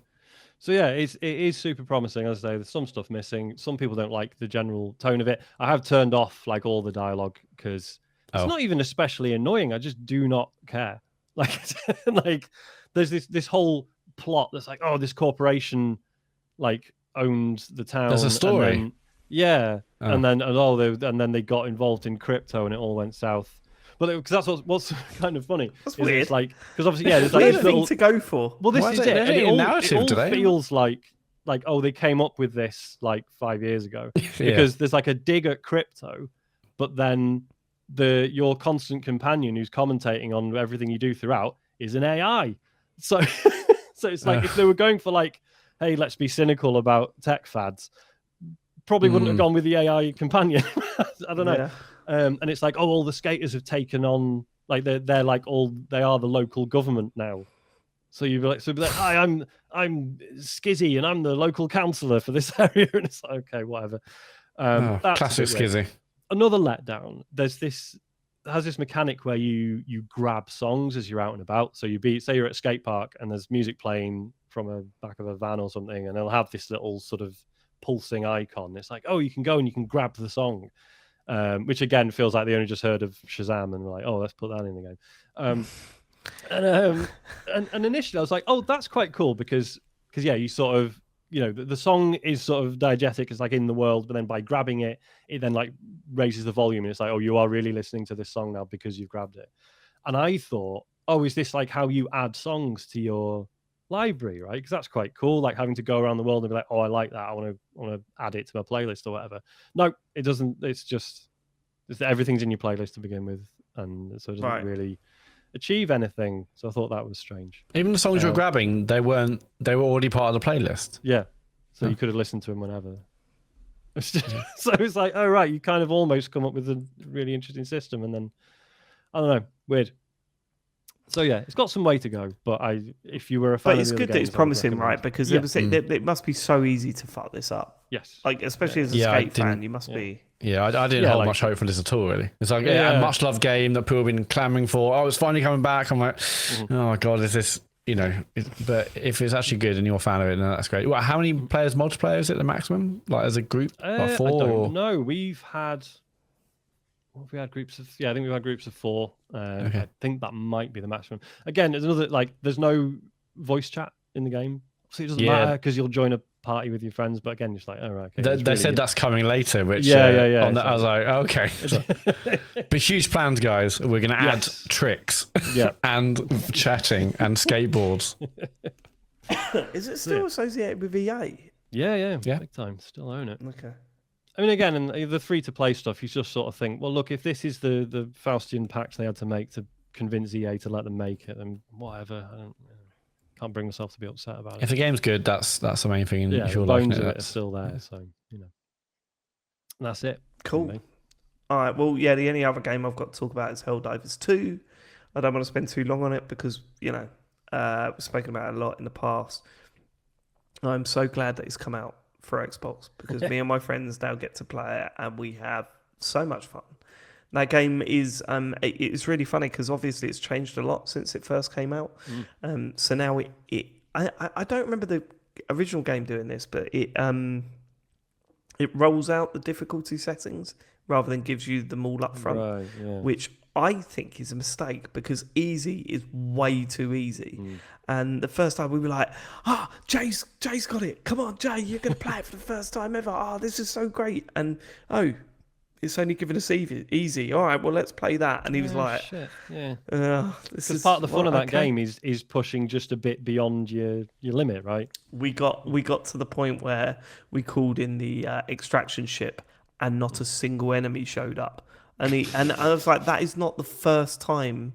That's not the feeling you should get the first time you called in the extraction. Yeah, you should be like, what the fuck? How the fuck am I ever going to get on that ship? Whereas like we just waited for it to turn up and then got on it after 2 minutes of standing still. Basically, it sucked. Yeah, it's a bit of a weird way to introduce someone new to the game. If you're like, it's almost like a movie. It's so cinematic, and it's like really crazy. We'll shoot each other by accident. Yeah, there's none of that when you first start on this. But it does roll out the other difficulty settings relatively quickly. I'd forgotten how funny the tutorial is. I don't know if you remember the line that they kept saying. This is the real deal. Every time you go on to the next part of the tutorial, it really made me laugh again. Yeah, we're fucking loving it. The only thing that I will say, I need to go and play on PS5 again because I swear they've made it run and look worse than it does on the PS5. I've not looked up to see if there's any comparisons yet. I think that was but a Sony it's way condition. glitchier. It was like, you can put it on Xbox, but it better be shit. Make it look shit, yeah. I remember it looking way better. And there were it is a real looker, that game. It's fucking gorgeous. Like, so you know when the hell pods come down to Earth, like just before the game loads up, it really slows down. It really chugs. Oh wow! And I'm like, what? I don't remember that happening at all. I still remember the really first time odd. I played with randoms, and someone in the chat just said, "This is the first true next-gen game." Yeah. I mean, I do not disagree. I think it is. I think it's still wonderful. I think the loop is still fantastic, and I think the comedy still works. Like it's still very, very funny. Like from the unintentional comedy, like our mate Zeno exploding in the background because he, like I said, did you punch one of those bombs in the floor?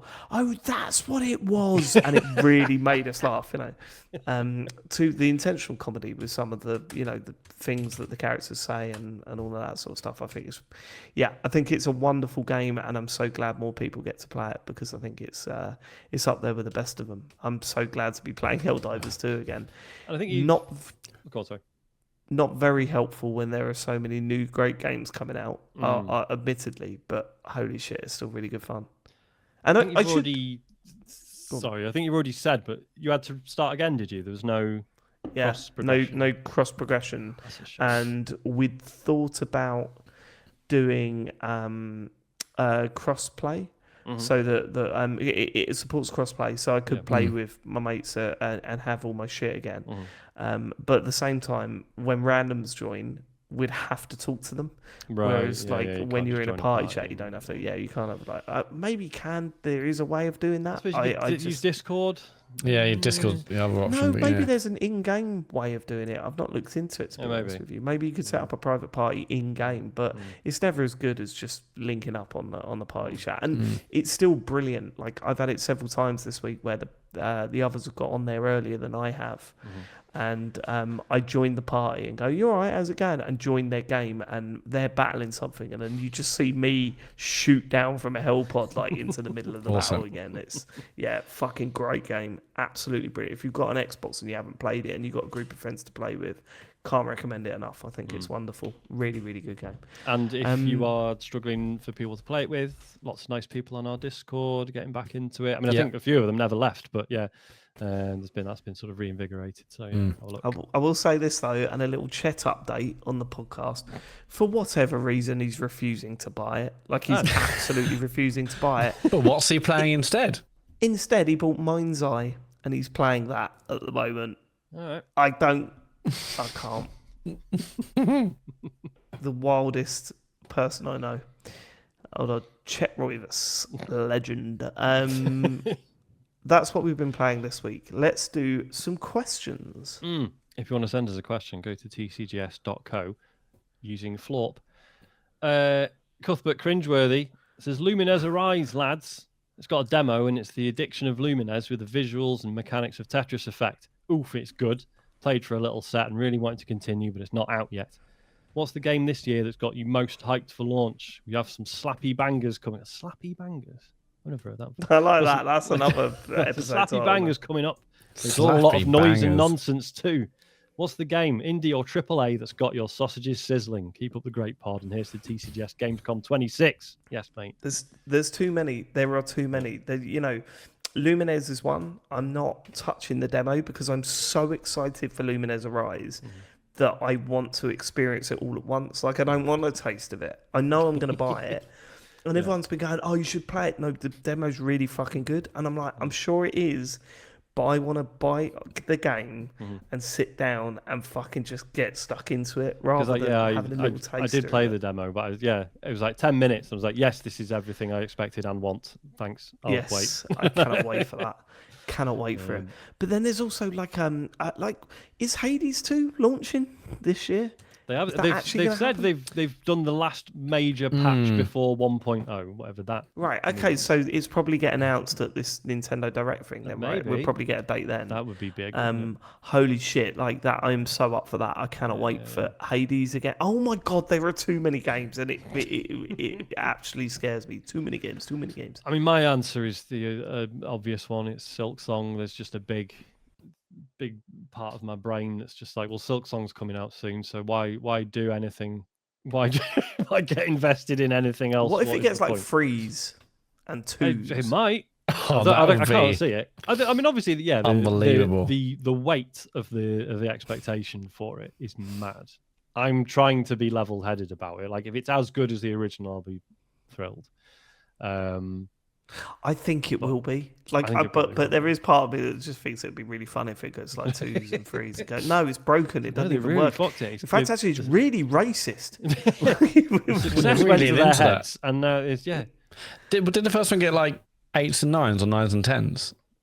It was. I can't remember. It was a bit of a weird one, wasn't it? Because it came out on PC first, and then it had a sort of, was it like 9 months to a year before the Switch version came out, and that's when it did well enough on PC, but it really took off when the Switch version came out. But then the Switch version was interesting because that had like there was like loads of free DLC they put out for it, and that was all just in. And I can't imagine what the game was like without that stuff, because to me it felt really integral. So it may not have been as good a game when it initially launched. I don't know. Speaking of numbers, have either of your kids just started going to 6, 7? No. Has that not been a thing? No. What's fucking getting on my nerves? What's that from? Don't know.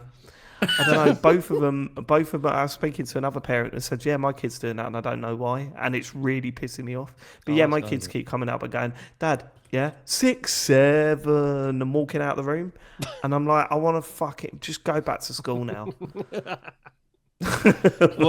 So one of the awkward things with Silk Song coming out is, I'm pretty sure I want to play it on Switch 2. Oh yeah, we don't know for sure if there's going to be a Switch 2 version. Maybe it doesn't matter. Oh, there is. I thought they'd already. Sorry, a Switch 2 version. Right, okay, gotcha. Yeah. But crucially, it means my wife has got to find another device to play fucking Fortnite on now, because she is hooked and she's using the Switch 2 to play it. And I've said a couple of times, like, because she's been really lovely about it. She's like, is this seriously all right? Can I use this? I'm like, yes, but at some point, I'm gonna need it back, right? Like, so now it's like this big dilemma, because she's like, well, will my Chromebook run it? I'm like, no, your £200 Chromebook is probably not going to run. But yeah, we're pretty sure she can just stream it. Hold on, you've got like 1 million devices she can play on, surely. But I suppose if I was playing on the Switch 2 handheld, then yes, she could use the Xbox. That would be fine. Or the PS5. Or the PS5. But if I'm using the telly, I'll probably just move the Switch 2 dock through to my office. That is the ultimate fuck you, Sean. If you're playing Silk Song on the Switch 2, but on the telly, but with the option to play it off the telly. Completely. No, you're right. I should probably get it on the Switch 2, but then headphones in and just fucking enjoy it handheld, I think. Yeah. Okay. Oh, here we go. Friend of the show, Chris Spann, says the term 6-7, which is sometimes written as 67, became a trend on TikTok and was coined by Generation Alpha and parts of younger Generation Z. The phrase became associated with basketball player LaMelo Ball and originates from the drill rap song Doot Doot by Skrilla. I feel like you could have made this all up. That will make sense to me. Yeah, I think you're getting turned over. Rap song? Yeah, probably. I need to look into it. But it's really fucking annoying. It's doing my nutting, Sean. It's doing my nutting. Speaking of... Sorry, go on. No, I found that song and I was like skipping through it, trying to find 6-7. So I was like, okay, I can actually find a bit. And then I missed what game you're talking about, the news mentioning. In terms of games we're looking forward to, I mean, there's loads of good ones, but I saw a trailer for Blippo Plus, which is a game that's already on Playdate, I Definitely believe. a Sean. Oh, game. no. Yeah, I put it in our group, in our WhatsApp thing. Yeah, it looks like a fake TV channel or fake TV channels. Like a cable service. Yeah. And that's from Blippo and Panic, and it looks really fascinating. But I think it's already out on Playdate. Good friend of mine, Dave, coming out. Who are Blippo? The Blippo, the people over at Blippo. Yeah, look for that was great. But then we want Battlefield to bang. There's Silent Hill F, which could be good. I mean, there's loads of good ones coming out. But, what's really interesting about that Blipper one is, it's like, they released it on Playdate. That's very nice, but it's fucking black and white, but it's all this footage that they filmed in color. So I'm like, I'll play it on something with a proper. Yeah, I can actually see that stuff. Yeah. Yeah. Black and white films. Sean's like, no, not for me. Not just it's black and white, but it's literally monochromatic. Right? It's literally. I don't think there's any shades of grey as there on the Playdate display. No. It's literally. Well, I might be wrong. I don't know. Probably going to get shouted at by everyone with. Yeah, loads all the of Playdate money. fans. Yeah. Both of them. I love the fact that Matt spent ages telling me he was going to get one of those things and the dock, and he just didn't bother. I think because you couldn't get it day one. Yes, and what would the point if I missed the whole? I thought the big aspect and attractiveness of that machine is you buy it and they're like, oh shit, season 1's here, this date, this game's out. Everyone talk about that one game next month or week, but it's the fact that I missed season 1. Like, well, or I totally missed agree. most of it. I was like, well, half the fun is gone if we're discussing the game that's out this week. I thought a big part of the fun was like waking up on the same day, everyone's like got the same new game. And everyone's talking about it. But, we're talking about it and wait and play it a load and wait for the next one. And I know it's available now, a bit more available, more seasons coming out, but I'm past it now. The dock did look gorgeous. So. I love the fact that you would spend hundreds of pounds on something. I didn't and know, then decide not to if it comes, if you get it like a week after it comes. What's the point of getting it a week late, mate? It's day one or death, to be fair, because it was more than a week, right? It was because the message was, look, we've sold out the initial allocation. No, sure, I both agree on this. If half the fun is what's out and we'll talk about it, and you miss it by months. Like Dave's right, and of course, ultimately, it doesn't really matter. But I was the same. I was like, no, I wanted that fun of everyone experiencing everything at the same time. Yeah, screw you. Oh my god! Speaking of $230. Yeah, that's another reason I didn't. And everyone's like, you cannot. You need a light on it to be able to play it. No, really. Friend of the show, Chris Spann, has been mentioned several times this week. Fucking how many more mentions is this guy going to get? Green Eggs and Sam has written in to say, who the fuck is Chris Spann? That's a good Sean question. mentions Chris Spann every couple of episodes and insists on referring to him as friend of the show, Chris Spann. Now, I've listened to every single episode of TCGS, including the various bonus shows, and not once, to my memory, has Chris Spann been on the show, written in, or indeed been mentioned by any other member of the team. Sean, how can this be explained? P.S. I would be grateful if from this point on I can be referred to as friend of the show, Green Eggs and Ham, based on my contribution to the show being, to my memory, more extensive than Chris Spann's. Chris has been on the show, hasn't he? Really I don't think he's been on it, has he? We did a live thing at EGX. That might have been Joypod though. That was so he was on Joypod. No, but wasn't there an episode with Chris and Gary on at possibly the same time? I mean, he's definitely written in, and he did all the Sea of Thieves streams with me. I mean, in terms of how can this be explained, he's a mate. He's a mate who listens to the show, and I talk to about games a lot. So he comes on. And Dave and Matt sort of know him. Yeah, I love the fact that you've picked out Chris then and not Zeno, Jay, my mate Chris, who the guys that we talk about regularly. But then I suppose you don't call them friends of the show. I think it's a friend of the show thing that is stuck in. Friend of the show, Green Eggs and Ham. Why does that upset people? Green Eggs and Sam. Just that. We've had a few of people going, well, why am I not friend of the show? It's just shorthand for he's a mate. We sort of know him and he listens. And it would be weird to just be like, oh, my mate Chris, and he'd be sitting there listening to it, like, oh. Am I not a friend of the show anymore? Yeah, we're not mates. Lee says, can you give an example of a perfect game, one that you cannot fault in any way? For me, Inside is up there, where the animation, lighting, controls, and gameplay are highly polished. Rocket League. Yeah. What's wrong with Rocket League? Absolutely nothing. Yeah. It's about Chris Spann also did the Farley Massive Cock song. Sorry. Okay. and as he said, he was also on your Sea of Thieves streams. So yes. Yeah. Okay. Enough Chris talk now. Perfect games. I mean, recency bias, but Shinobi Art of Vengeance, as you said, Dave, it nails everything it is trying to do. Yeah, it's true. It's true. Doesn't get anything wrong. It Yeah, doesn't I've not mean found it's a the fault in best it yet. necessarily, Yeah. but it's perfect at what it's trying to be. Yeah, like a perfect game does not mean your favorite game. Yeah. Like it does mean the Breath of the Wild is not a perfect game. It's not. It's my favorite game of all time. It's like not a perfect game. But you look at something like Rocket League and you go, oh no, there's nothing here that isn't good. You know what I mean? Like that game, fucking holy shit. Did I tell you Isaac tried to play that as well? Because he was sulking about not having enough cars in Fortnite. So I was like, look, I'm pretty sure you're Which is a mad sentence this to is say. This is how they Why get doesn't the shooting game have enough cars? Yeah. Well, because he's noticed that I've got a few, and I'm pretty sure it's because I've played Rocket League in the past. He's like, oh, I want to play Rocket League. I've not watched him play. He says he's played a bit and he really enjoys it. I think he'll really struggle with the controls, to be honest. But I don't know. Well, it's a really hard game to get into, really hard game to get into.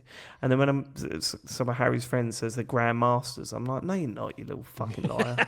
It's kind of incredible that it did so well when the skill ceiling is enormous on that game. Well, that's why it did so well. And the other incredible thing that it does is that it gets matchmaking right. You do play people on your level. Like it's incredible at doing that. And so's Call of Duty. It's so funny. Like I will play Call of Duty and feel amazing, like unstoppable, and like a pro gamer on it. And then I play with my mate Chris, and he's on the better servers, and I'm like, I'm not playing this. It's shit. There's a lot to be said for good matchmaking in games. There's not enough focus on how hard that must be to achieve, but how good it is when it's right. Because with Fortnite, it's a bit more cynical, isn't it? Because it's not necessarily trying to find people that you're good against. It's trying to keep you playing, which is a very different objective. Hence the bots. Yeah, exactly. And because when New started playing it, we've now got this running joke that whenever either of us succeeds at anything in a game, it's like, it's probably bots, mate. Because I was trying to gently explain to her, because she was doing Battle Royale. She won her first 5 matches. She's like, oh my god, this is incredible. I'm like, yeah, it's probably not real people. But yeah, so now we just take the piss out of each other. Cool.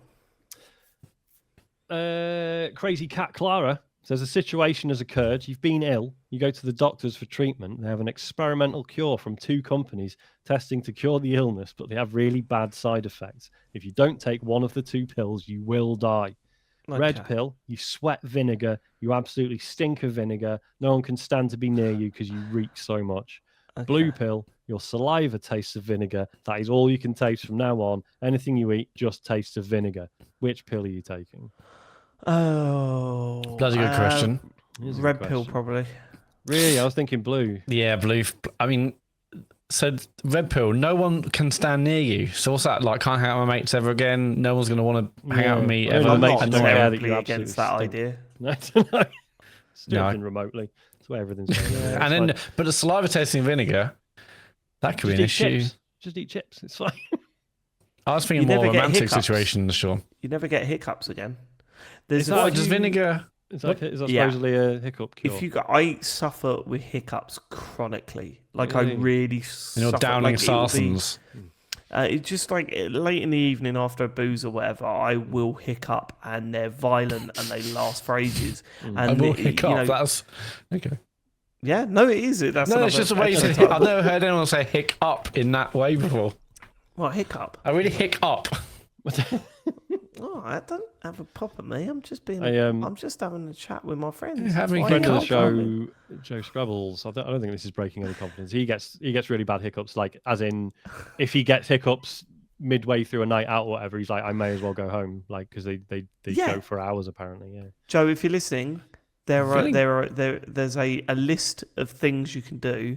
Obviously, hold your breath. But that is a first line of defense. Yeah. Very rarely works when you know. My usual go-to. Yeah. Next one is get a straw, put it in a glass of water, and put your fingers in your ears and drink the whole glass of water for a straw. That is better than holding your breath, but again, doesn't always work. There are 2 always work scenarios, right? One, it's not very nice. You make yourself gag. All right. Yeah, go to the toilet, make yourself gag. Yeah. You're fine after. That is the Okay. most fail safe. The other one is do a shot of vinegar, which I did a lot in a pub that I worked at. That works every time. Yeah, it works every time. Although I have not done it for a long time. So, but yeah, when I was shot of vinegar. I don't know what some Scientologists in the chat are saying. What does the vinegar do? I don't know. Makes you stop hiccuping. I think I don't know. I don't know how it works, but that and make yourself gag. Make yourself gag is fail safe. That always fucking works. It's horrible because I don't like that. But at the same time, there's nothing worse than hiccups. That's the other fail safe. I was hiccup advice. Yeah, the other one I've always heard of is just having a big wank. That cures a lot of things. To be fair. Yeah, that gives me hiccups. Oh, does it? And then you have vinegar after that. It's like the chaser. You don't want to spill that. Have it spill the vinegar. Yeah. Yeah. Okay. Okay. I mean, for me, it has to be.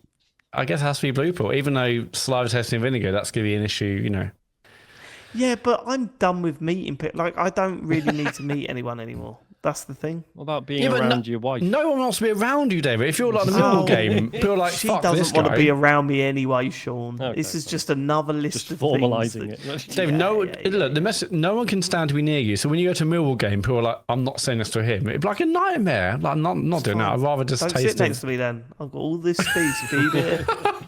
Cinema. Always get a seat on a train. What's happening? It stinks of vinegar in here. It's like, it's that guy on the front row. Yeah, all right, okay, but never tasting a steak again. Never having a burger. That's never true. having a milkshake. Without tasting vinegar. Yeah. The milkshake, I love the fact that you've really focused on the negative side of the red pill, but just haven't thought of the negative side of the blue pill. I did. I said just eat chips. I've got it covered. Tick, Sean. I'm doing that already. I'm trying to cut down on my chips. They'll be like, oh, do you want salt and vinegar? Just salt, please. Yeah, I'm covered in vinegar. Got the vinegar covered. Vinegar. Yeah, and then you gobble on your chips. Oh man, going into a fucking big barbecue place and great, That's I can't true. fucking What's have the anything. point? Yeah, dessert, no, No, thanks. please. Yeah, I mean, What's the point? water, everything. It's just it's fucked. But I'd rather that than people saying, nah, take some vinegar in this place. What if we just choose death? Is that an option? Yeah, I suppose it is. Yeah. Yeah, cool. All right. Okay. I mean, I've been ill, so that's fine. It says I've been ill. I just have to live with it, It's always an option, Sean. That's true. Yeah, never forget that. Moving on with Nail and Pie. It says, what was a gig or show that you thought was going to be shite but blew you away, and what was another one that you was Good looking forward question. to but ended up being absolutely cack? Brilliant question. I've got a bunch of these, a bunch of them. A gig that I thought was going to be shit and it turned out brilliant was Feeder at Reading Festival. Oh, yeah. We went along because there was nothing else on, and it was on Feeder. I got a brand new car. They were fucking fantastic. I was going they to were brilliant. and I'm sorry to bring him up yet again. He'll be in the chat. Oh, I'll be not. waiting It for better be Chris friends Fox. for fuck. Friend of Let's the call show. it that, shall we? Chris Span was talking the other day about when he saw Buck Rogers being performed live and finding out how half of his friends thought it was drinking cider from a lemon. Oh And yeah, the other half thought it was drinking what's the other cider one? from 11, isn't it? From 11, yes, which is Yeah. the actual lyric, right? And Yeah, I I was think like, so. oh yeah, no, I thought it was lemon, honestly. Yeah. From a lemon. Yeah. Did you Yeah. really? Drink And cider then he from basically a- realised, so it's like half, like his friend group was just split in half, and they were singing different lyrics. So that was good. One show that I thought was going to be amazing was The Lion King live. Oh, It yeah. was rubbish. Oh, I enjoyed that on It Broadway. was shit. On Broadway. On Broadway. Oh, Broadway. Broadway. Joe took me, and I was like, "This is shit." I hated it. But I've told the story before though, but I'll tell it again. Was so the reason why we went, Joe's company sells school trips, right? And sometimes they have returns and they're going in the bin. No one's going to be sitting in those seats. So we would go. And it's it's like better to be networking than for these tickets to go in the bin. But it meant the majority of the shows we've seen we were sitting in the middle of like school groups, and the bit where is it Mufasa dies in The Lion King? Fucking spoilers. Yeah, we were watching it, and it all got those like, oh, like you see Mufasa fall down or whatever, and then it all goes quiet. It's like bang, and it all goes quiet in the theater. We had, oi, oi, oi, oi, oi, Steve's crying, like it right in front of us. And I was fucking pissing myself. That's great. Oh, Steve's crying. That's so good. I mean, when I watched it, I thought the show was great, but on Broadway, the thing that happened when we did it is that some I think like a family or like a mum or dad was like their son or daughter was like in the aisle, maybe going to the toilet at the exact same time. One of the elephants or something was going up and down the aisles. Oh, you know, like in between the seats because they like make their way go into the toilet. No.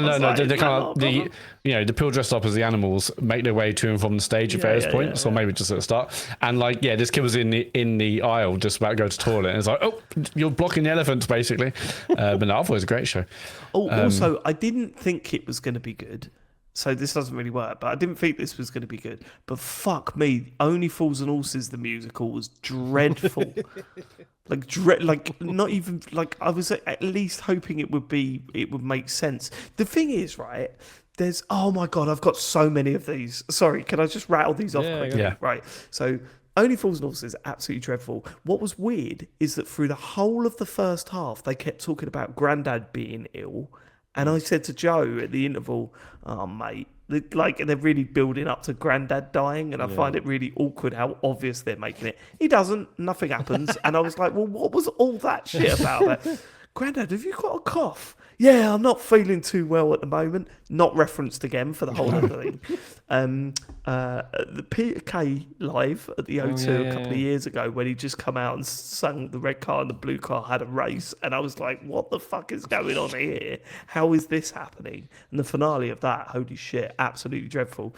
And then also Matilda, Matilda, the Tim Michelin thing. Yeah. Went in there thinking it was going to be dreadful. It was one of the best things I've seen live. Absolutely incredible. If you get the chance to see that, I fucking cried in like the opening 5 minutes. I've seen the film version, but it's the same music, right? I didn't like the film. It's the same music. Yeah, I didn't like when they. It's all about the book. I love that book when I was younger. Yeah, that fucking that's fine. But the music, there's a song right at the start of the musical, and it fucking got me. My daddy said, I was like, I'm crying, and Joe's going, mate, hold it together. Joe went, Dave's crying. Dave's crying. Very good. Yeah, so I don't think I've got any that like I thought would be shit, but in terms of like pleasant surprises, like back in the day when we used to just go to gigs based on a hunch. Like I went to see the Dirty Three. Famously Warren Ellis is their violinist. He's Nick Cave's violinist, and it was just like, I kind of remember seeing one of their songs on MTV2, and I thought it was cool. Let's go and see them. It's fucking stunning. Really, they're Australian, so they're funny. Obviously, all Australian people are funny. Just really good banter between songs and stuff. Yeah, it was really, really good time. So I this is Isle of Wight Festival, maybe 2005 or 6, and me and my mate Jules, who went, were desperate to see Foo Fighters, who were hot for headlining, but we thought, well, we better go and basically get there when the previous artist was playing and just like get to the front, and that artist was Coldplay. I'd obviously known the singles, never really heard their album. I was like, it's just whatever. But they were absolutely amazing live, and I think just because there's so many sing-along songs, and crucially, they were like really great with the audience. Like, I've seen Muse live, and everyone raved about how good Muse were live. And when I saw them at Leeds Fest many years ago, admittedly, they've been pissing down for two or 3 hours, so maybe that dampened our spirits. They are, but they just live. But for me, they came on, they played the songs and left, and like, okay, and great to hear the guitars and the music live. But for my gigs, especially festivals, I want it to be a bit more of like a unique experience where there really is like a dialogue between the fan and the artist. I love that. So, and Coldplay were fucking great at that. And I still never listened to their stuff, but they were so impressive. Even though I didn't really care about them, and I was only really going there to get to Foo Fighters. The opposite. Well, it's not really a band I thought would be rubbish. But basically, a mate I used to work for HMV back in the day, Pete. His band were gigging in Leeds, and I was like, oh yeah, I'll definitely go see him, man. I haven't spoken to him in like 15 years or something crazy. We saw his band, they were excellent, like I'm not sure how to describe it. Doesn't matter. Really great band, and we're like, let's just stay on and see the headliner of this event. And the band was called Nordic Giants. Hadn't heard of them before, but they were like two giant men, and I don't mean Matt Page Pod. Two giant men dressed as literally what it feels like. A Nordic giant. They had like these almost like twigs, leaves, shrubbery on them. They look like almost like ants. I know, but it's like them. It's the music which is it's like cinematic, like really evocative, but also on stage I had like these huge screens with really weird visuals, and the combination of visuals and the way they were on stage and the music, like me and my friend Nathan who saw them, like, holy shit, this band is it's a strong name, absolutely incredible. And like we were blown away, like, almost like speechless when they ended. We're like, we literally came here to see my mate's band, and like they were unbelievable live. Like, great one, that's one of my all-time favorite gigs, and I didn't know who they were going in. So yeah, I can't really comment now about but yeah, like I just googled them and it said like Nordic Giants, sound and visuals collide impressively, and that they were incredible live. So that's my example. This is proper old man chat now. Do you remember having to go to buy gig tickets from like Virgin Megastore or whatever? Yeah, no, I never did that. Yeah, if we wanted gig tickets, you'd have to go to Manchester, go to the Virgin Megastore, and they would have a box office. That's where that phrase comes from. Like, yeah, it seems really surreal now. I mean, there's a record store in Leeds, I think Jumbo Records, where you can get loads of gig tickets from there. Really? So it's still, nice. You can still find them. Yeah, you can still find them. Sorry, one more thing. Electric Six. I know that song, and that's it. If you ever get to see them live, take it. It's it's a fun night, and that lead singer is so fucking funny. He does some stuff that may sound shit now, but starting every song with "This is a song from one of our albums," like that always made me laugh. And every time there's a solo, he stands at the back and pulls a funny face. It fucking made me laugh every time. Yeah, definitely go and see them if you get a chance. Right. Moving on. Right. PS1 Hagrid says, I've only recently managed to get into Red Dead 2, third attempt. It was the side stuff that was stopping me, and I've realised now I just needed to hammer the main story missions until you get to the second camp to really get into the game, and now I can't stop. Question is, what advice would you give to new players of one of your favourite games to help them get into it? Not get to the wedding in Kingdom Come Deliverance 2, Dave. We get it. Oh, that's the one that really made me giggle. What beers on me forever in the Midlands? PS1 Hagrid. Nice. That really made me laugh. I saw that. I mean, what? Yeah, that is the classic example. You've absolutely disarmed me there, Hagrid. I can't. I don't think I've got any, because like the big one for me used to be Monster Hunter, and that was like and I used to really enjoy helping people get into it because it used to be such a tough series to get into. But that's kind of a solved problem now. So I don't know if there's anything I like that needs advice to get into at this point. Yeah. No, I think obviously my favourite game of all time is Breath of the Wild, and there is part of me that's like, don't worry about the weapon stuff. It's shit, but don't try not to focus on that. Like it's tough, isn't it? It's like you either get that game or you don't. You get that excitement or you don't. And what kills me is that neither of my kids have really given it a go. James talks about how his son got obsessed with it, and I'm like, I wish one of my boys did, because I'm sure that they will. I've not surely. tried Isaac on it, I reckon that might be worth it. No, Harry doesn't want to play anything. Really? He's focused on one game and he sits and plays that for ages. He would quite happily go months without putting his Xbox on. But Charlie's more of like a gamer where they'll play loads of things. He wants to try everything. I mean, he'll be up for it, I reckon. Yeah, I think so. He's tried it. He started Breath of the Wild, but didn't get very far in it. I think it's too advanced for where he's at. I mean, he's still only 6, so I sort of get that. But I think he will get into it at some point. And I can't wait for that, to talk to him about areas of that game and bits of that game. Yeah, love that. And then I'll just say... Sorry, go on. Sorry. No, go on. I was just going to say, I might have asked this before. Do either of your kids restart games a lot? Because Isaac does that. It's weird. No. Every time he goes back to like Stardew Valley or something like that, he'll just start again. Like, mate, really? carry on. Like, like he really enjoys. I think it doesn't help that like there's loads of different starting farms you can choose from now. Yeah, so all every the time- variety means I might as well Yeah, try so every again. time we just be like, oh, well, I want to try this one now. It's like, yeah, but you only played like 90 minutes of the last one. That's nothing. You're supposed to play 600 hours of these.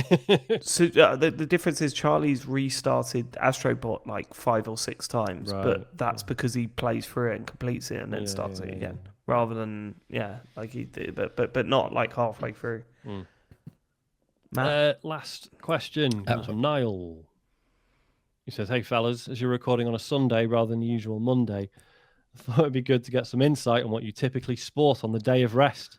Please describe what your traditional Sunday best is and what occasion, if not on every Sunday, would you pull out your Sunday best for? If Matt's Sunday best does not involve a cap, I would like to remind him that reflective surfaces are indeed a driving safety hazard. Tell me about it. We rarely do anything on a Sunday. No, same. Like that's the like so Saturday we're out and about, and then Sundays usually stay home and do so. So mine, I bought some, those thick cotton shorts that you see bodybuilders wear, like when No, I they're don't think just I do. hanging about, or they're like it's hard to. Thick They're like cotton long. shorts that They're like long bodybuild. and baggy. I will try and like you see like I don't know, not maybe not bodybuilders, but like that's probably the wrong word. But you know, people that Gym rats. the sort of shorts that you would expect John Denton to wear, like sort of people that are sporty in physical sports. Sort of like the I don't material know of what like it is. jogging bottoms. But Yeah, they're but short. just in short. Yeah. Yes. Okay. That's Okay. exactly Yeah, what sure. they are. Jogging yeah. bottoms, but they're sort. I bought a pair of them about a month ago, and they are my favourite things I've ever bought. I think I said to Joe, I love these so much because I whack them on a Millwall top and just bum about the house on a Sunday. Nothing beats it. Like I fucking love my Sunday attire. No jeans, no belts, just that thing and a football top. I fucking love it, mate. I fucking love it. Yeah, that is good shit. I mean, mine's kind of the opposite. It's like football shorts. If it's either jogging bottoms or if it's hot, it's football shorts. And then it's no top because I'm too hot all the time. And if I have to wear a top, it would be a random t-shirt, obviously. If I could do because obviously, obviously for the last few months, it's basically just been t-shirt and shorts most of the time. But yeah, no, I don't have like Sunday best. They say we don't really do anything on Sundays. It's the day to do fuck all, as the Lord intended. Yeah. So well, it's the day to like chores before to set yourself up for the new week. To rest. It's a sin. No, because like, it feels like Saturday's a going out day, or busy with stuff, and then Sunday. Sorry, like, you catching up. arguing with God? Yeah, what's he ever done for me? I mean, we are podcasting on a Sunday. We're going to hell. There's no two ways about It's what he would have wanted. that. What, us in hell? No, podcasting. Oh, okay. He's a big pod fan though, but the problem he is he's he listens to all the mainstream ones. Yeah. You You only started listening to podcasts when Serial came out. Yeah, yeah, I but did. I don't blame him. come on, mate. And he went, "Oh, I technically invented it because I invented these guys." And we're like, "No, God, you can't Doesn't work. claim that." You don't get credit, God. No. Come on. Anything else to say, God? Well, Bantercasts are dead. Yeah, all right, mate. Fuck you know. All right. So I'm not a fan of him. Not a fan of him. Is that it? That is it. Good. Questions. Matt, my favourite moment of the podcast. Can you tell people a bunch of websites to go to? Thank you, socials. Let's go. Yeah, tcgs.co is the only website you need to go to. Go there. It's got links to our Just Giving page because we're raising money for Special Effect for our run on the 13th of September. Our Strava Club, loads of people in there doing fitness stuff and following each other, which is lovely stuff. Discord, Blue Sky accounts, Patreon, our store to get a James Farley t-shirt and other bits, of course. It's all on tcgs.co.